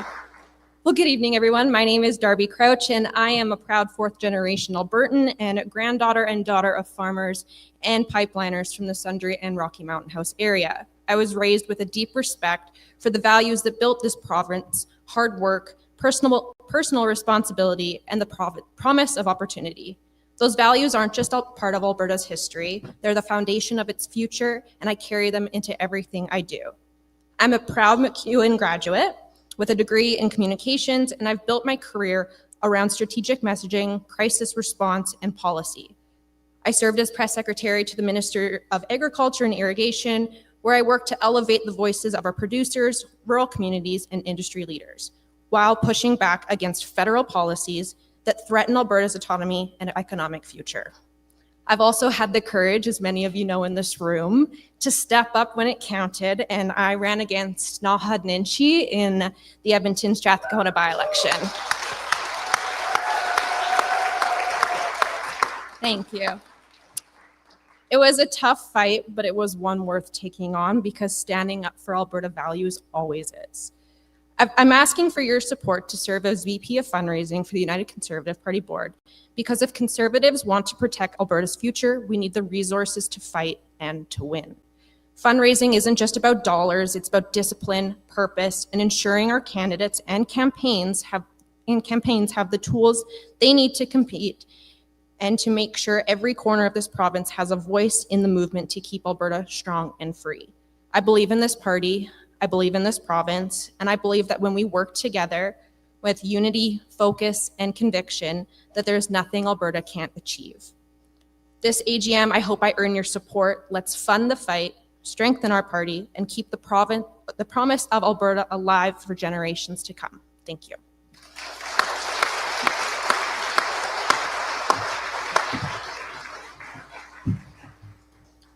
Okay, so the question that we have for the VP fundraising candidates. There are a number of big ticket events surrounding the premier that naturally attract large dollar donations, which is great for the party. However, those events can often be out of reach for many families and the grassroots supporters. What kind of fundraising initiatives or community-based events would you propose to not only engage major donors, but also include and energize the supporters at the local constituency level, encouraging both participation and contribution?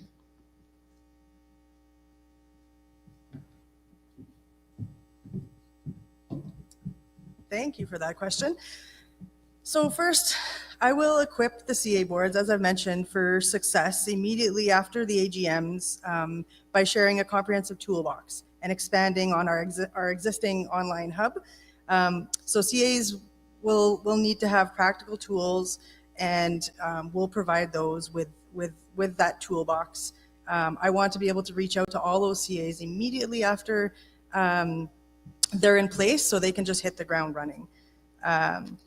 So everything from fundraisers to large-scale fundraising events, we want to give them the skills to be able to hold all sorts of events, because we need to build up that membership to start with, and then we can build those relationships and then work our way to fundraising. So it's all integrated. Second, we need stronger engagement with immigrant communities in those big hubs of Calgary and Edmonton, of course. As the daughter of 2 immigrants with both Egyptian and European heritage, I can authentically connect with those communities. I also have international experience, which gives me insight into different cultures, and I've lived both rurally and in the city. So I grew up in Calgary for most of my life and moved out to Highwood area to a little acreage almost 4 years ago now. So I have real connections with both sides of that, and I will bring those insights and perspectives so that we can really connect with people across the province.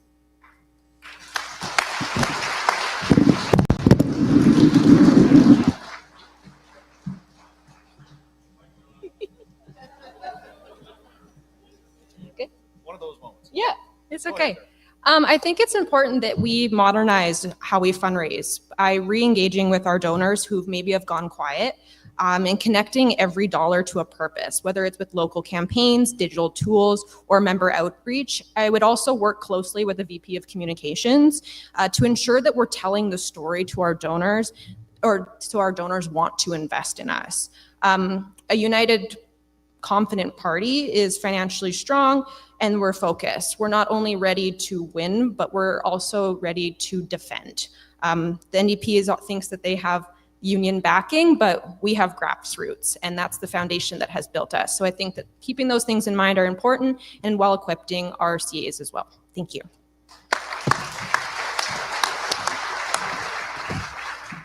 Thank you to both of you. Appreciate you coming out.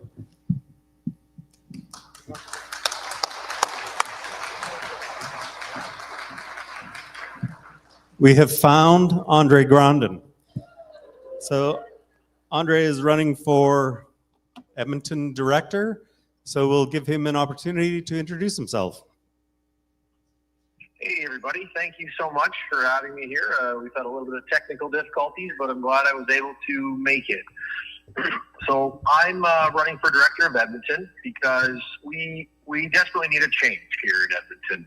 I'm a father of 2 school-age kids, football coach, hunter, business owner, a taxpayer, and a United Conservative member, and we really need to start working right now to see the change that we want to see in 2027 here.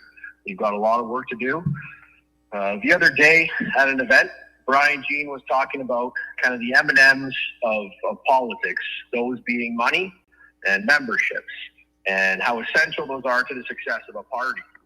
And for me, what I believe our CA, our Edmonton Director, needs to work on is the C and C's, the communication and coordination between our CAs, so that we can ensure that they have their M&Ms in order for when election time comes, so we can have a fighting chance at taking back a couple seats in Edmonton. So why I think I'm qualified for this. I originally studied economics and geology.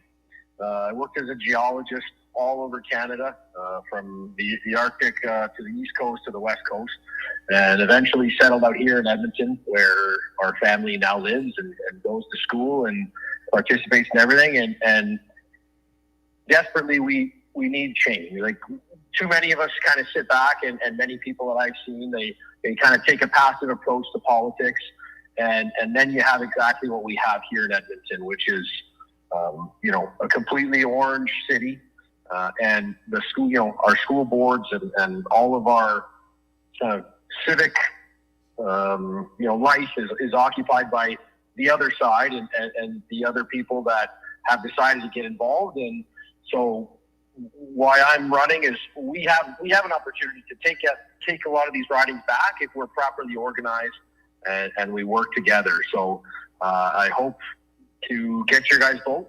And if you guys check out my website, I know I'm a little bit scrambled here tonight, but if you take a look at my website, andregrondin.ca, and if you have any questions, I would encourage you guys to reach out directly to me. There's a contact link on there, and I'll be happy to take a call with any one of you and kind of explain further what I'm about and kind of what my plan is to hopefully take back some of the seats here in the city and kind of allocate our resources properly here. So thank you guys very much. Thank you, Andre. I'm glad we were able to connect with you. I think we'll give you we're still running ahead of schedule, so I'll give you the opportunity to answer Sheldon's question. Perfect. All right, so as it stands, Edmonton remains entirely represented by NDP MLAs. Not a single UCP seat in the city. Meanwhile, the surrounding blue rural ridings form a solid blue conservative blue donut. Blue, blue, blue, blue. Blue, blue, blue, blue. Given the dynamic, what is your plan specifically to win back seats in Edmonton and rebuild meaningful support for the UCP within the city? So I've door knocked in Edmonton, in tons of elections here, municipal, federal, provincial, and my plan is our messaging and our strategy in Edmonton needs to be kind of adjusted for our audience here in Edmonton. As a strong conservative, both social and fiscal, those types of messaging may not resonate with some of the folks that live within the city of Edmonton. And so we need to kind of focus our emphasis on what resonates with our crowd here in the city, which happens to be things like fiscal responsibility, fiscal accountability, and kind of giving folks value for their money in terms of their tax dollars. So that's kind of where I see some room to expand our approach here. And it's also our coordination. We get so divided with, amongst our different brands of conservatism. We need to sit down and kind of unite and say, we're on the same team here. And sometimes egos may need to kind of take a bit of a backseat at certain times, but we really need to get our vote united and together in order to win, because the other side, they don't really, they don't discriminate amongst each other. They all kind of support this, whatever it is that they are, believing in. We need to do the same thing on our side and kind of get everybody on the same, on the same team here and work together as one team rather than splintered up into these little groups where we fight amongst each other and then the other side takes over because of our lack of organization and coordination. So that's where I hope to make improvements and see gains in the city here. Thank you, Andre. Look forward to seeing you in Edmonton soon. And like I said, reach out on my website there. You guys can get a hold of me with any questions you might have, and I hope to connect with you up here in Edmonton. Thank you.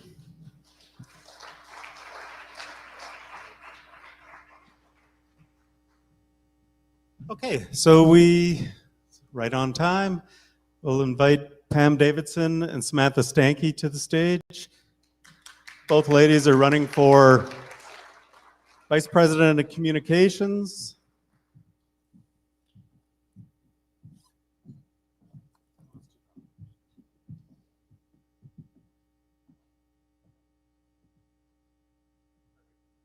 So Pam will go first and Samantha will follow.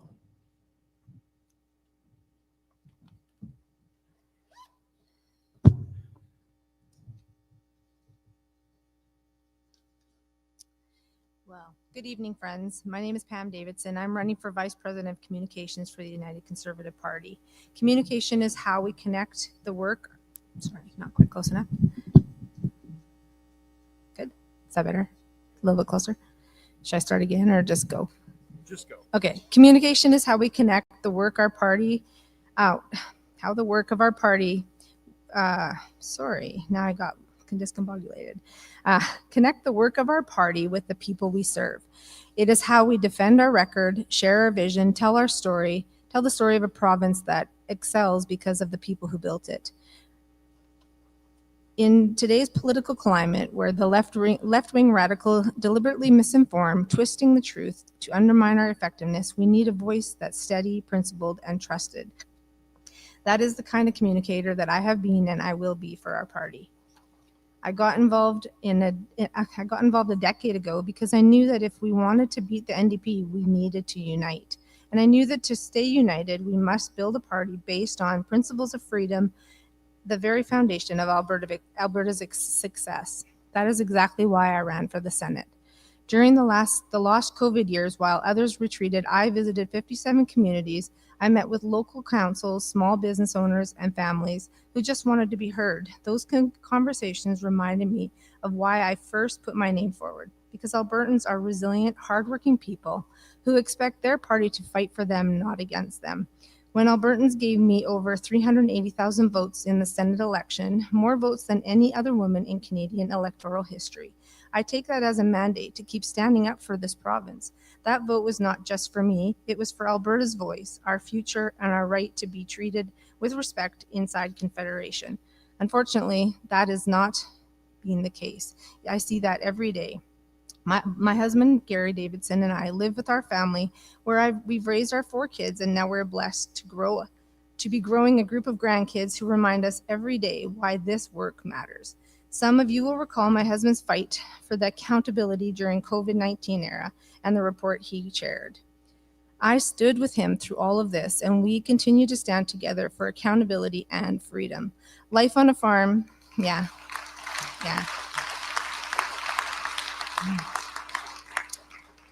Life on the farm teaches you a few things. Work hard, stay humble, and never walk away from a challenge. Those lessons have guided me through every chapter of my life as a wife, a mom, a community member, and a candidate.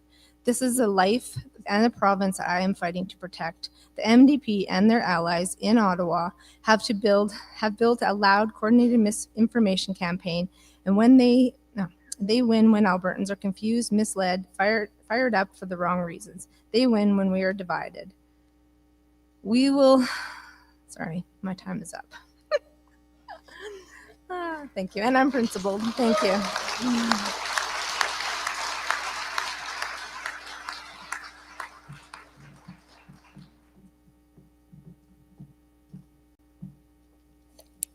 Well, I'm back. Samantha Stanky. So I want to let you know, first of all, who I am. I'm a volunteer, I'm a communicator, and I'm an Albertan. Most importantly, I'm a mom. I have 4 kids at home who are watching, who I said I would say hello to. So hello, children. Make sure you go to bed and don't give dad a hard time. I've served in this role and I'm seeking re-election. I've been in this role for 3 years. And to think about where I started and where I've come, it's night and day. Am I perfect? No. Have we gotten everything right? Absolutely not. And the things that we have gotten right have not been done by me alone. They've been done by you. They've been done by the members that have shown up and they've demanded to be a part of what happens in our party. And that has become our greatest strength in our party. You, the members, have become exactly what our movement needs. Some of the accomplishments I want to talk about tonight are the UCP hub that I created with our executive director and our communications team for constituency associations to utilize the tools in there for social media, for fundraising, and all sorts of other things. A couple other initiatives that are new on there, our new 12-week conservative values campaign. Please check it out. I hope to see a bunch of CAs using it soon on social media. This year, I also created 3 new awards that will be showcased at our AGM. So look forward to those. One of my greatest accomplishments on this board has been traveling this province in the last couple of months on our youth initiative. So we have two young girls here this evening, actually. They helped you get in the door, Macy and Madison Holmes. They competed in our youth debates, which happened on Zoom, and they will be featured, or well, Macy will be featured live on stage at our AGM debating other youth from across the province. So stay tuned and look forward to that. So I want to talk about, we've talked about where we started, where we've gone, and now I want to talk about where we're going. There are a lot of things coming down the pipe over the next couple years. We have nominations, we have a boundary review, and the political climate is only going to intensify from here. I've been through all of those things already, and I want to go through them again. Call me crazy, but I know that I've got the skills, and I know that I have what is necessary to get through these next couple of years. I'm ready to bring us to victory in 2027. I'm ready to defeat the NDP, and I'm ready to make Alberta a great place to live and a great place to raise a family. I have a bold plan if I'm reelected, so please check out my flyer. They're out on the table. I've also given some out to some of you about my priorities over the coming years. But tonight I want to leave you with a message. You know me and I know you. I wear my heart on my sleeve, and I'm unapologetically conservative and even more unapologetically devoted to you, the members. And this has never been about me. It's always been about you. So on November 29th, if you re-elect me, it will continue to be about you.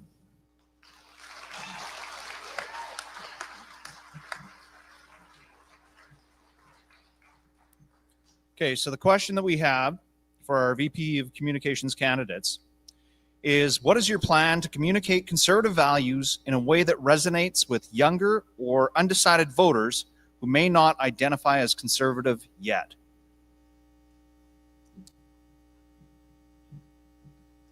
That's a great question. Since I have 4 young adult children, I guess I should have a little bit of knowledge of how to communicate with them, or at least I hope to.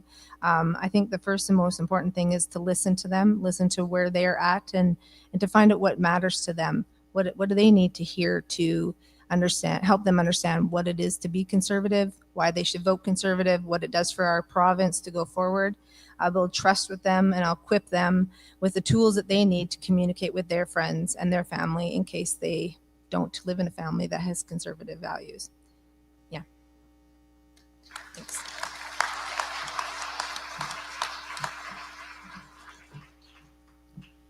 So as mentioned, I've already started doing this work. I have traveled the province. I've been in Grand Prairie, Lethbridge, Calgary, Edmonton, Bonnyville, meeting with youth across this province. And I can tell you that the future is bright. The things that they want to talk about are the things that we're already talking about. And even for youth and non-youth alike who aren't sure if they're conservative, there are a couple messages that we can bring to them. Who can spend your money better, you or the government? Doesn't matter what you are, the government can't spend your money as well as you can. So that's something that'll definitely bring them onto our side. It's talking about those shared values. It's talking about the things that we agree on. It's bringing people to the table with common sense conservative values. It's why people elected us in the last election, and it's why people will elect us in the next one.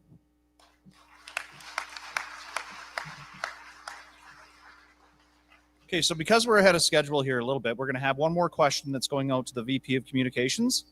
And what changes or improvements do you believe are needed within this role to better empower the VP of Communications to be more effective in delivering clear, consistent, and engaging messaging for the party? We'll take the same order.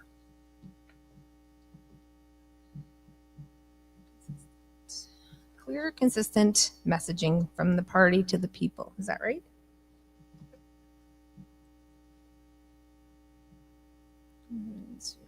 Consistent messaging to, yeah, for the party. Yeah, sorry. I believe in social media. I believe that's a big, I mean, we have lots of podcasters here that engage with many people in Alberta. And I really think that the young people are going to those platforms more and more. And I think that they are incredible opportunity that is open and will and able to help us to better communicate with the people that aren't watching CNN and CBC and our other non-conservative outlets.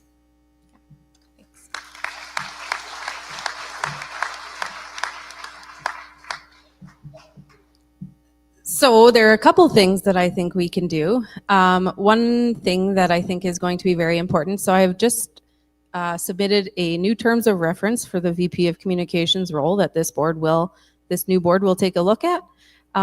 What it does is it empowers the role of the VP of Communications. Currently, we have a system set up where the president is the spokesperson of our party. Everything kind of flows through the president. My new terms of reference will actually empower the VP of Communications along with that committee to get out there, to do more work, to be more involved, and to have the ability to actually get things done. So I look forward to that being passed and being able to implement some new and exciting things. Thank you, ladies.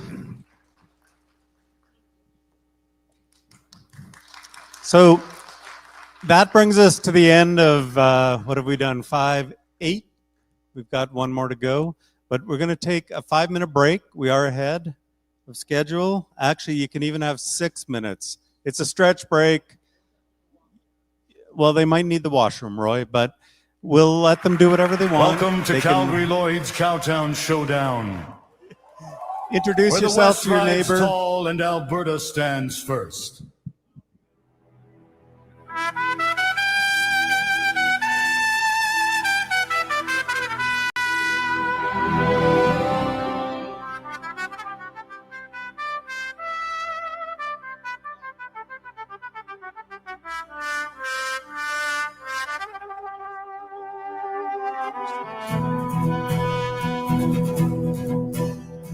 Hear the Bow River whisper beneath the steel, where mountains bow to the plains appeal.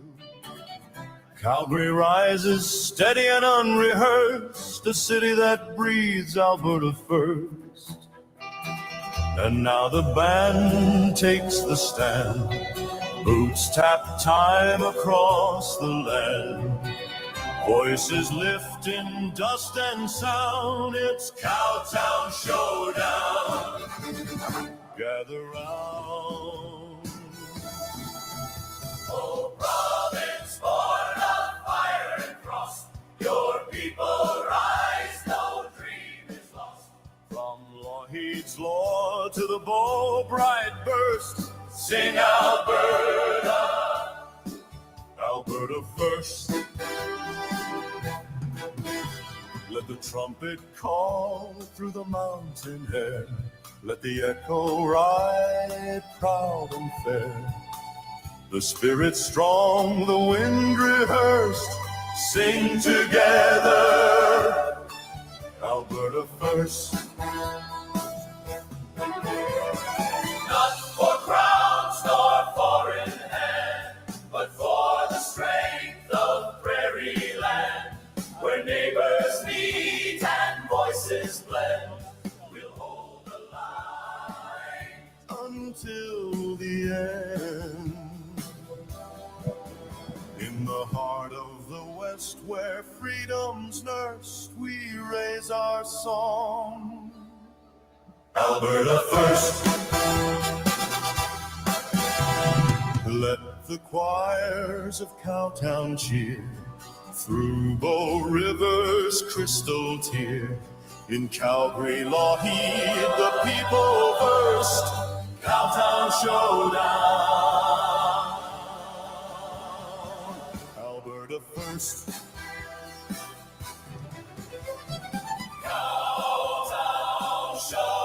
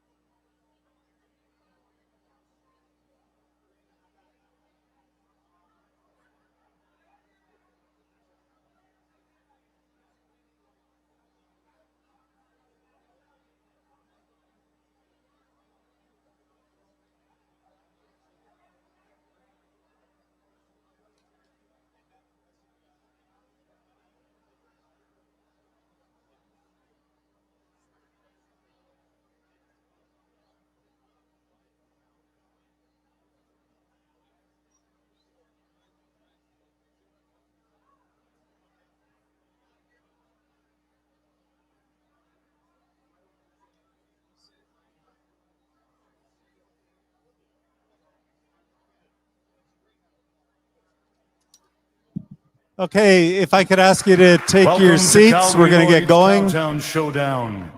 We've got a Where the West 9:35 rides tall hard and stop, Alberta so we'd like to stands get as first. much conversation in as possible.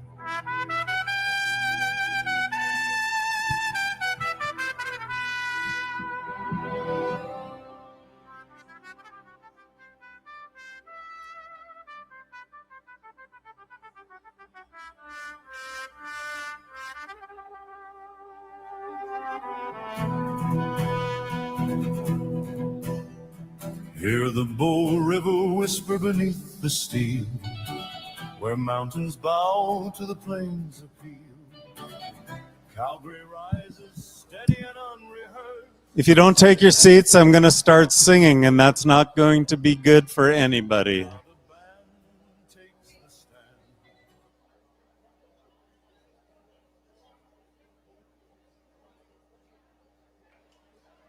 Welcome to Calgary Lloyd's Cowtown Showdown. Where the West rides Angie is not clapping. She's heard me sing. Oh, hey, Laura. Yep. So make sure when you wrap it up, say, oh, no, I can wrap it up. Gate closes at 10 o'clock. Yeah, because otherwise they'll linger. Yeah. Ray, or Roy, I think you should come. You'll know when we're done. I think you should come. Yeah. Okay, please take your seats. We're going to have lots of time to chat afterwards. Those of you that are heading to the Bull and Finch, all the candidates are heading there, and we can continue on the conversation.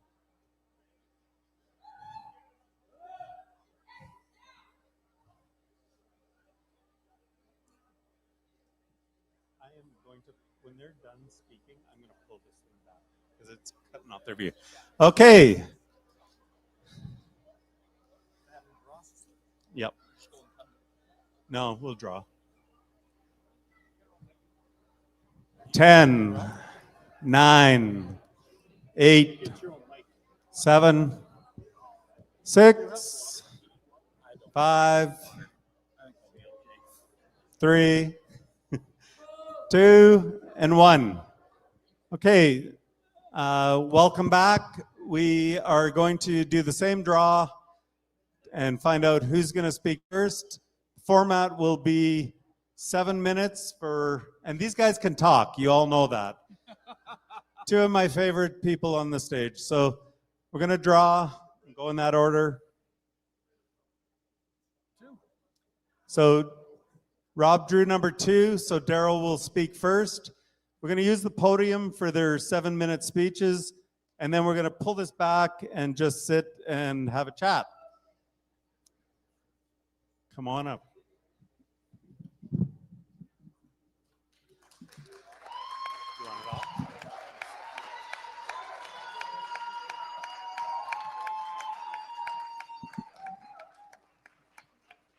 Aloha!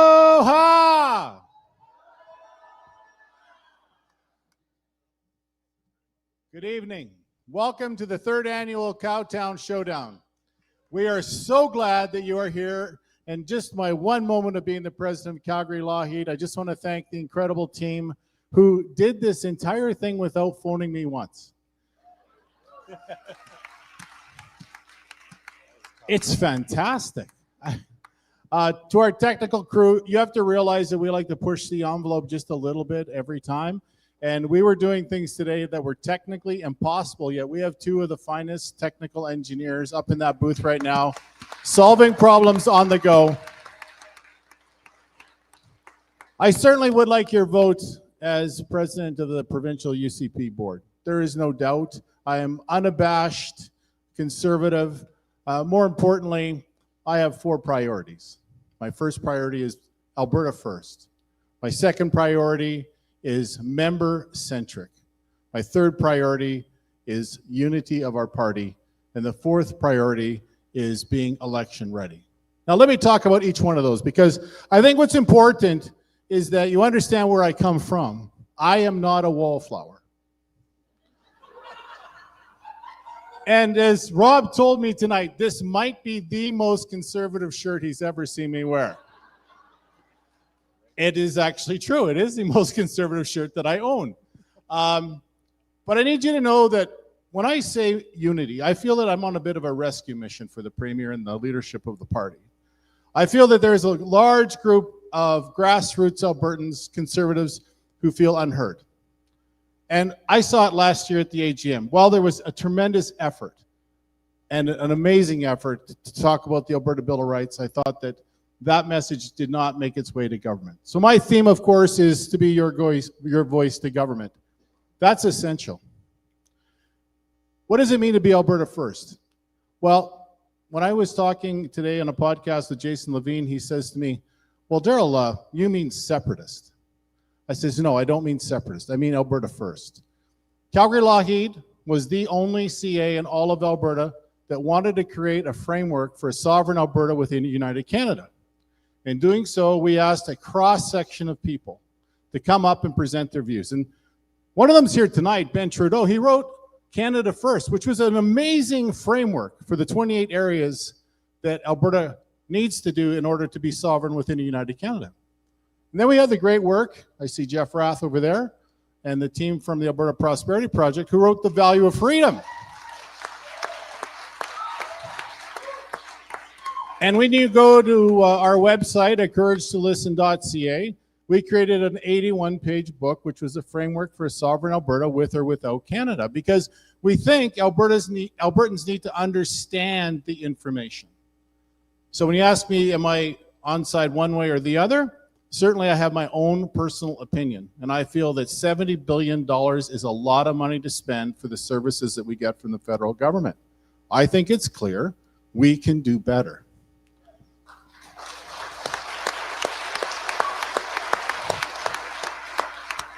And there was only one reason, I'll tell you tonight, that I'm running, because I understood that there was going to be a discussion on sovereignty at the AGM, and that didn't happen. It fell off the agenda. So I had a long chat with Rob. I said, Rob, you know I'm going to run. He says, yeah, Darrell, I know you're going to run. And it's not like Rob and I are blue, okay? But you have to realize that if I were a dog, and I love my dog, Susie, if I were a dog, I would be a German Shepherd. A little bit of bite, a little bit testy, fiercely conservative. And certainly, I feel that I represent the ability, because we walk the talk, my wife and I, we run a small business. We have enough immigrants there to represent 26 countries from around the world. So we see immigration, the good side of it, and we see the bad side of it every day. And we understand produce. We understand the cost of food. So when you see media people tell you that food price inflation has gone up 7%, that is a lie. It's 13 to 25%. And why do I know? Because I know the wholesale cost of food. And I'm not pretending we're importing stuff from all over the world. I'm talking about creating a sustainable Alberta economy using Alberta products, and that's essential. And that makes me Alberta first. And I believe in everything that is true and great and blue about our country and about Alberta in 1982. Because that's the last time we really had common sense. And it's painful. You know, we even have immigrants who come to us and say, you know, I heard Irma make a comment. It's not the same country that it was. And it's going to get worse. Okay, and I hate to say that. I mean, we're talking about politics. Someone's going to amplify my message. They're going to say the wrong thing. The Supreme Court votes 5-4 to not have minimum sentences on people who possess child pornography. Does that sound like something that in Alberta we should control? You know, I watched the ostriches get slaughtered. Is that the kind of Alberta that we want? So being Alberta first means that we bring back common sense. We realize that in Alberta, we are conservative. We have a common belief, faith, family, freedoms, free enterprise, fiscal accountability. And of course, because of the wealth that we create and the ability that we have to have singular thought, multiple thoughts, we don't have to say the same thing. We don't have to be all on the same song page. We have amazing resources, and we believe in charity and helping those in need. Those are 6 amazing Alberta values. And I think those are the values that most Conservatives have across Alberta. So we all have something in common. And I hear about the rural-urban divide. I mean, I deal with 275 local producers, and I sell products to people in the city. Is there a rural-urban divide? No. There is a lack of unity. And I believe that that unity means that the party needs to speak, and that those MLAs whom we help get elected should be listening.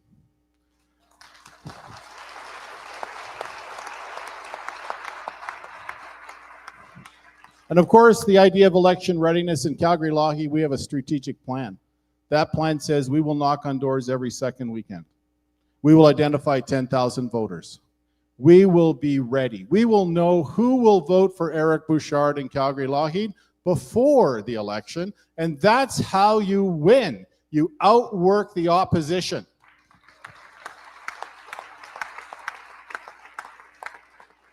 And for all these great things that is our United Conservative Party, I ask you to vote for me as your next president for the provincial board.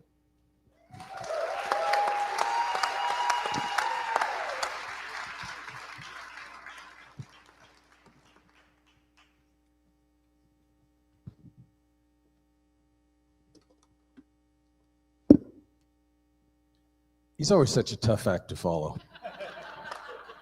Of course, Calgary-Lougheed people know Calgary-Lougheed has a real soft spot in my heart. I have a soft spot in my heart for Calgary-Lougheed. To Trenna, to Roy, to all the volunteers from Calgary-Lougheed for making this event happen. To Darrell as kind of the founder of the feast who makes all of these, whether it's a little bit of an injection of truth or whether it's the courage to listen. We appreciate the degree to which Calgary-Lougheed and Darrell and his crew lead the Conservative movement in the province. So I want to ask for a round of applause for all of that.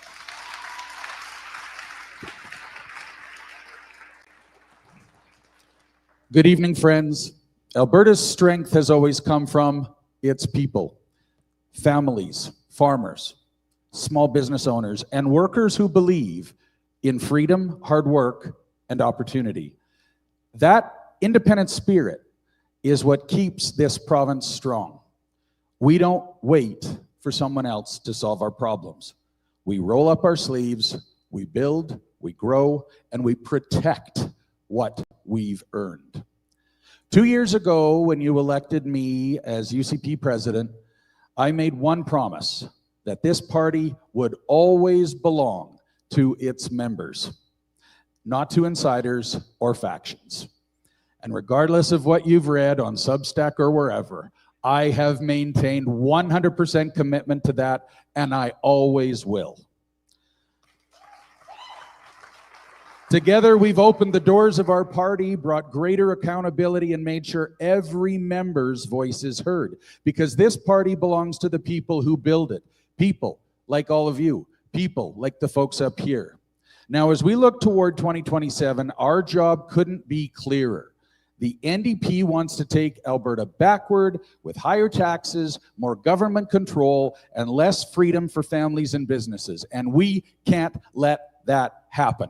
We believe in Alberta's spirit of independence, in our right to make our own decisions, build our own province, and decide our future without asking for permission from Ottawa. The time for Alberta sovereignty is now. And we have a premier who is absolutely fighting for Alberta sovereignty, and a party that you make up the voices of that is 100% committed to Alberta sovereignty. And thank you so much for your commitment to that.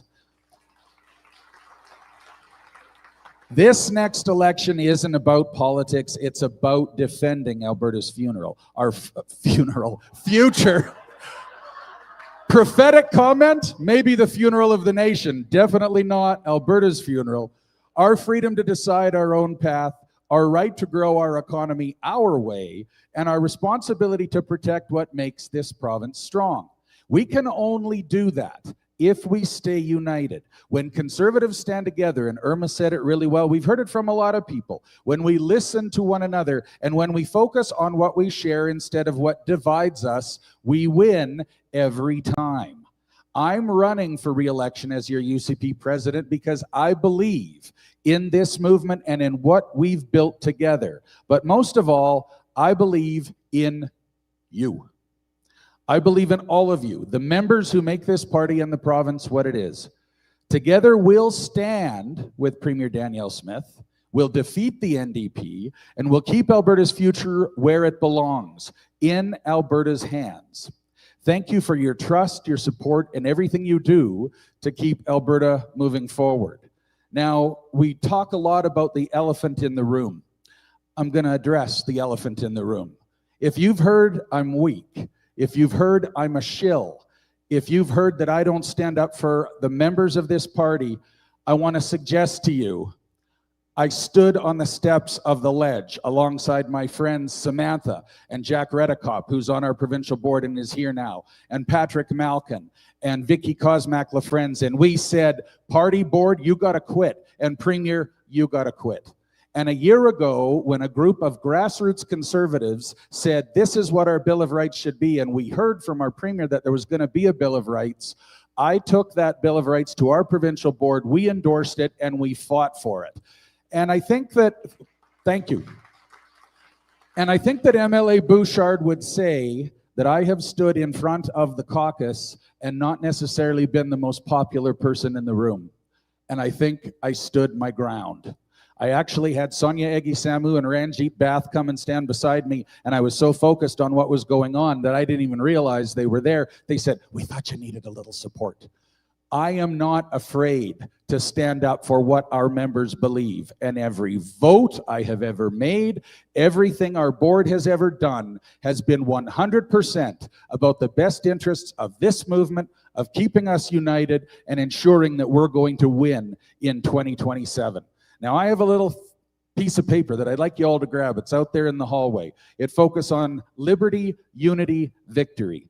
And part of that unity is we've had a lot of talk tonight about unity, but we have to recognize that there are things that bring us together and there are things that bring us apart. And there are some things that I am really comfortable supporting the members of the provincial board who have said, we can't actually have a position on this as a party because it will split us as a party until Albertans have told us what our position should be. And that's why the Alberta Prosperity Project, their job was to get people to support the Alberta pension plan, and they did it. When people said it couldn't happen, APP proved them wrong, and they made it happen. If our Alberta is actually going to have a referendum on independence that's going to lead to a positive decision on what would be the Mitch Sylvester question as opposed to the other non-constitutional question, it's going to have to come from APP. And if our party takes a position on that, we stand to risk that decision not going the way that our party members want it to. Because there are people who will oppose the United Conservative Party just because we're the United Conservative Party. But if they listen to Mitch and they listen to the APP people, they might be convinced. Because he did it on APP, he can do it on independence. Together, we'll stand with Premier Danielle Smith, protecting our freedoms and keep Alberta's future where it belongs, in Alberta's hands. Our job is to stay united, focused, and ready to win in 2027. My name is Rob Smith. I'm running for re-election to keep this movement strong, united, and winning in Edmonton, in Calgary, and the rest of the province in October 2027. Please continue to support me for consistency, unity, and strong, effective leadership.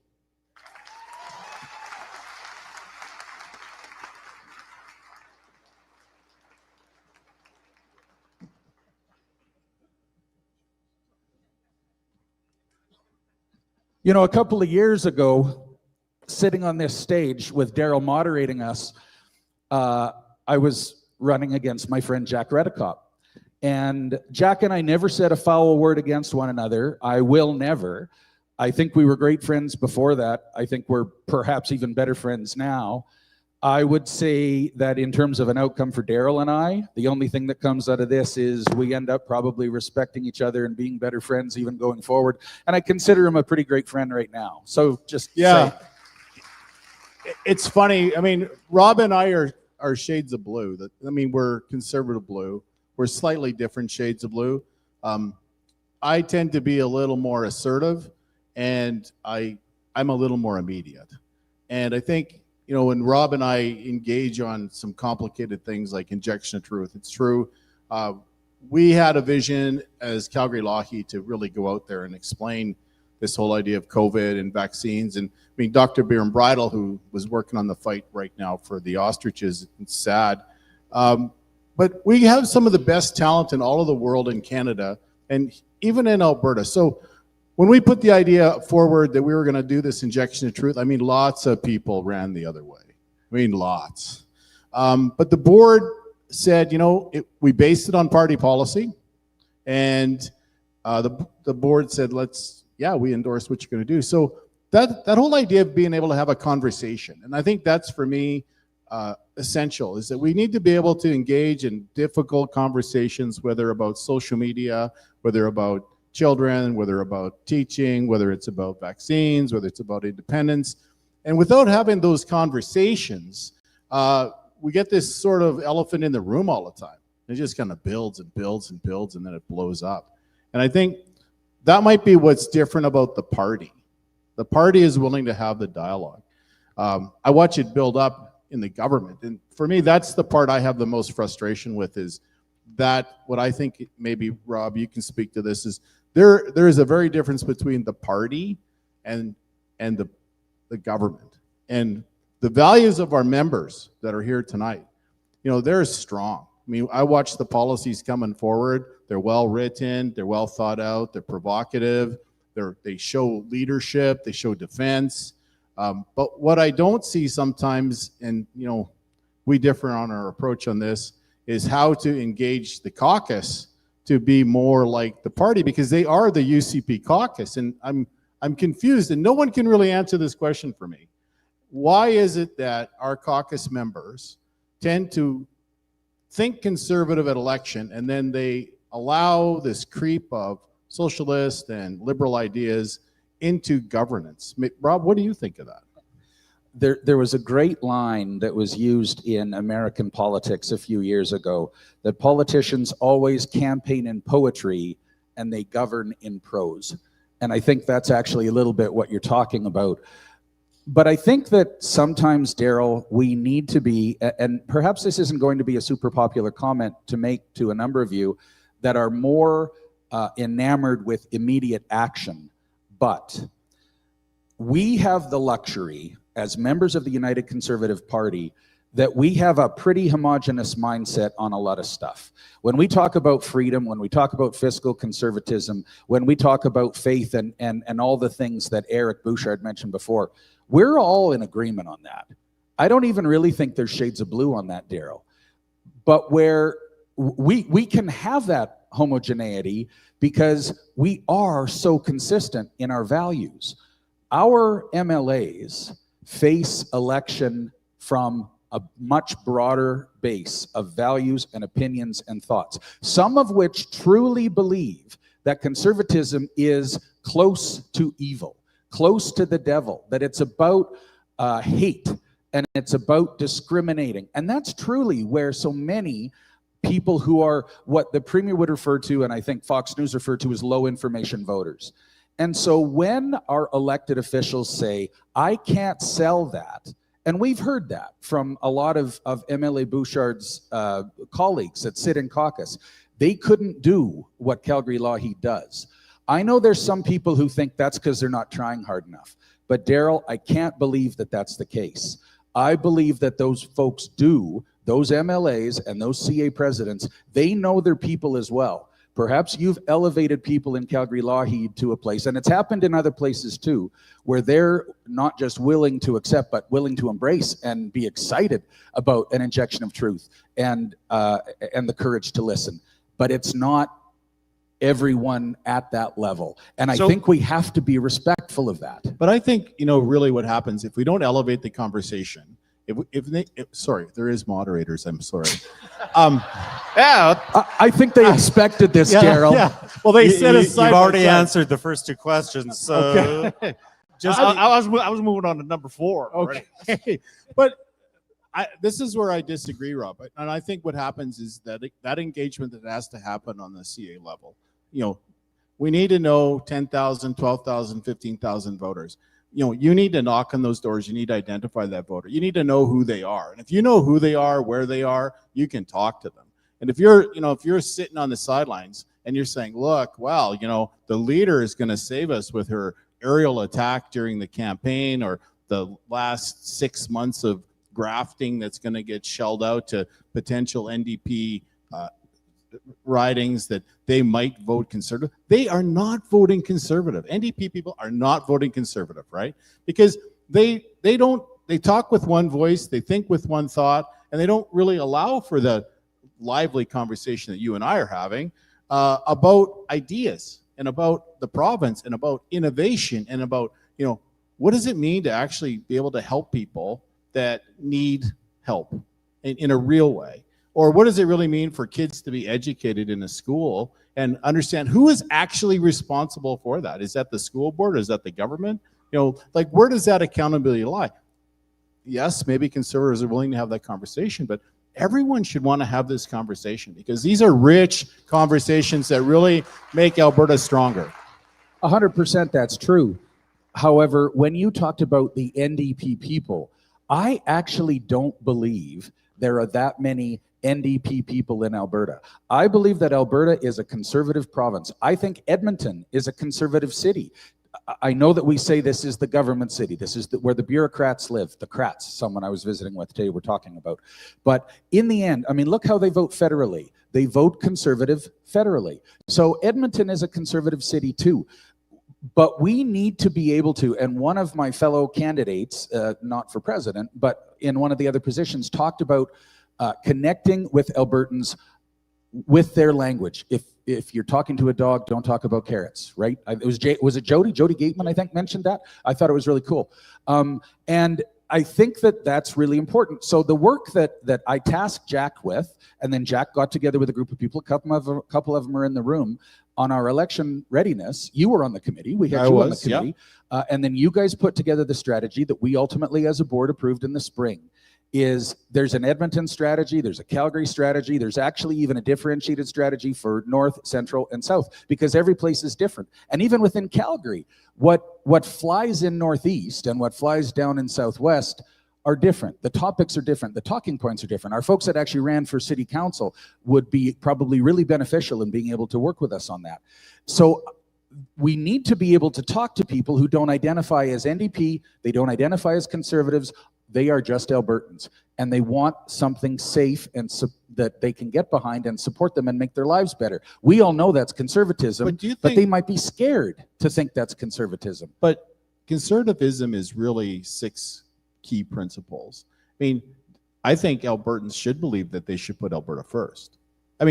My wife has a great analogy. Okay, she sees 2 grain cars, and there's 2 rats. And one grain car has very little bit of grain in it, and that's where the 2 rats are, okay? And that says Canada. And then on the other grain car, it's full, right? And it says Alberta. And, for people who want entitlements, they need to switch grain cars. They need to get on the train. So I would think that the idea of putting Alberta first should appeal to everybody.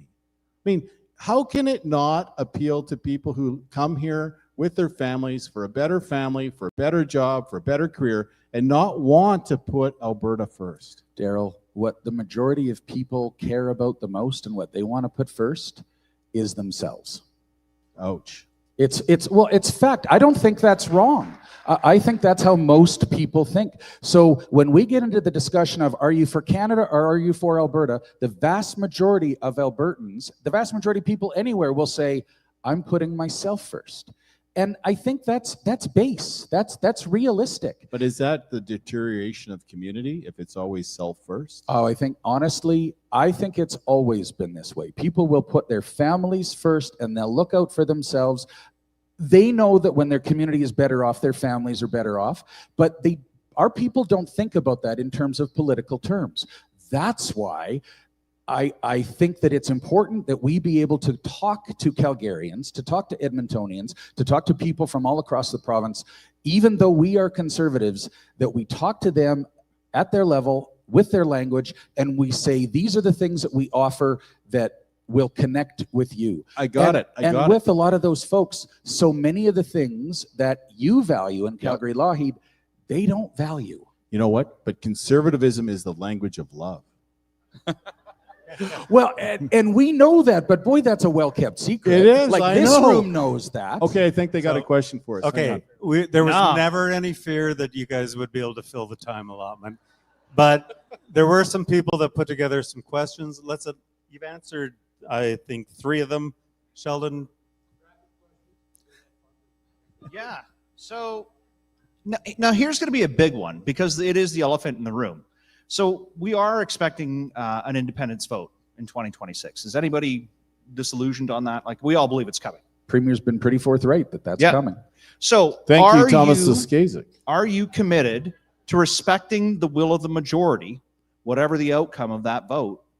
And how do you plan to ensure that commitment is upheld within the party? I agree with upholding the will of the majority, and how to do that within the party. I think the party represents a great cross-section of Alberta. I think the members who will go to the AGM represent a cross-section of the party. So therefore, I think that will is the will of the people, and whatever that outcome was going to be, I think that's a reasonable expectation of any political party to accept the will of the people, because we will accept the will of our members. Bonnie and Max actually asked me this question, and so there's actually, you can find it on social media. I have long stood by the fact that the day after that election, that referendum takes place, if the referendum decision is yes, Alberta wants to become independent by a vote of 50% plus 1, I will convene, if I am the president of the party, our board of directors to actually call a special general meeting where we will put a question together that we will then take to the entirety of our membership, not at a special general meeting that's held in a central location, not at an annual general meeting, with a ballot box in every single one of our 87 or 89, depending on where we're at in terms of that cycle, constituency associations, where we ask every single member of our party to weigh in on this, because that is such a fundamental question. I actually don't think that a vote at an annual general meeting or a special general meeting in person is right. We want to take that vote to our members across the country, from deep southwest Alberta to deep northeast Alberta, and get every single one of them to weigh in. And they will decide then if UCP becomes an independence party based on that referendum. But you know, Rob, the challenge with that logic is this. If the vote is yes for independence, if the UCP votes no, it's no longer relevant. Therefore, in order to maintain its relevance, we need to engage in the conversation in a respectful way. And certainly the way that we've done it in Lougheed is to say, within the framework of United Canada, until someone tells us otherwise. And we had Plan B without that, because we need to be relevant the whole time, in the whole conversation from beginning to end. And I like the idea of a vote, but the tricky part with the vote at that point in time is Alberta's already declared that it wants independence. So are we saying that the party in of itself doesn't want that, or is that more to validate what we already know?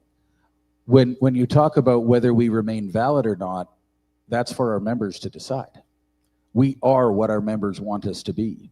And so at that point, if the majority of Albertans have spoken, I suspect we know what our party will say, but by then we will be able to be talking about what that framework looks like, and we'll be invited by the rest of Alberta to actually have that conversation. It's not us trying to preclude a referendum outcome, which I think actually is a way to actually undermine the success of that referendum question going the way that so many of our members want it to.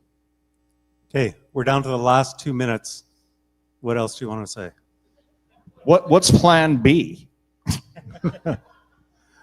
Well, I think there's always a Plan B, and sometimes in politics you don't know what the Plan B is until you're at the gate.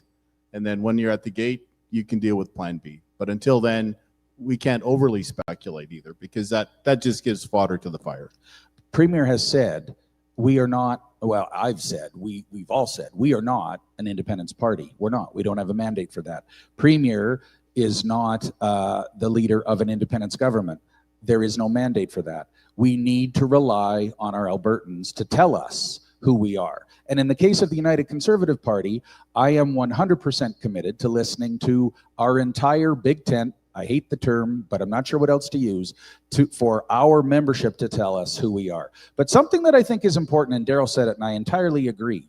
It has been said that only freedom-minded people go to our AGM, and that you cannot take, in fact, we've actually had some sitting MLAs who we know have said, you cannot take the face of the party by who shows up at the AGM.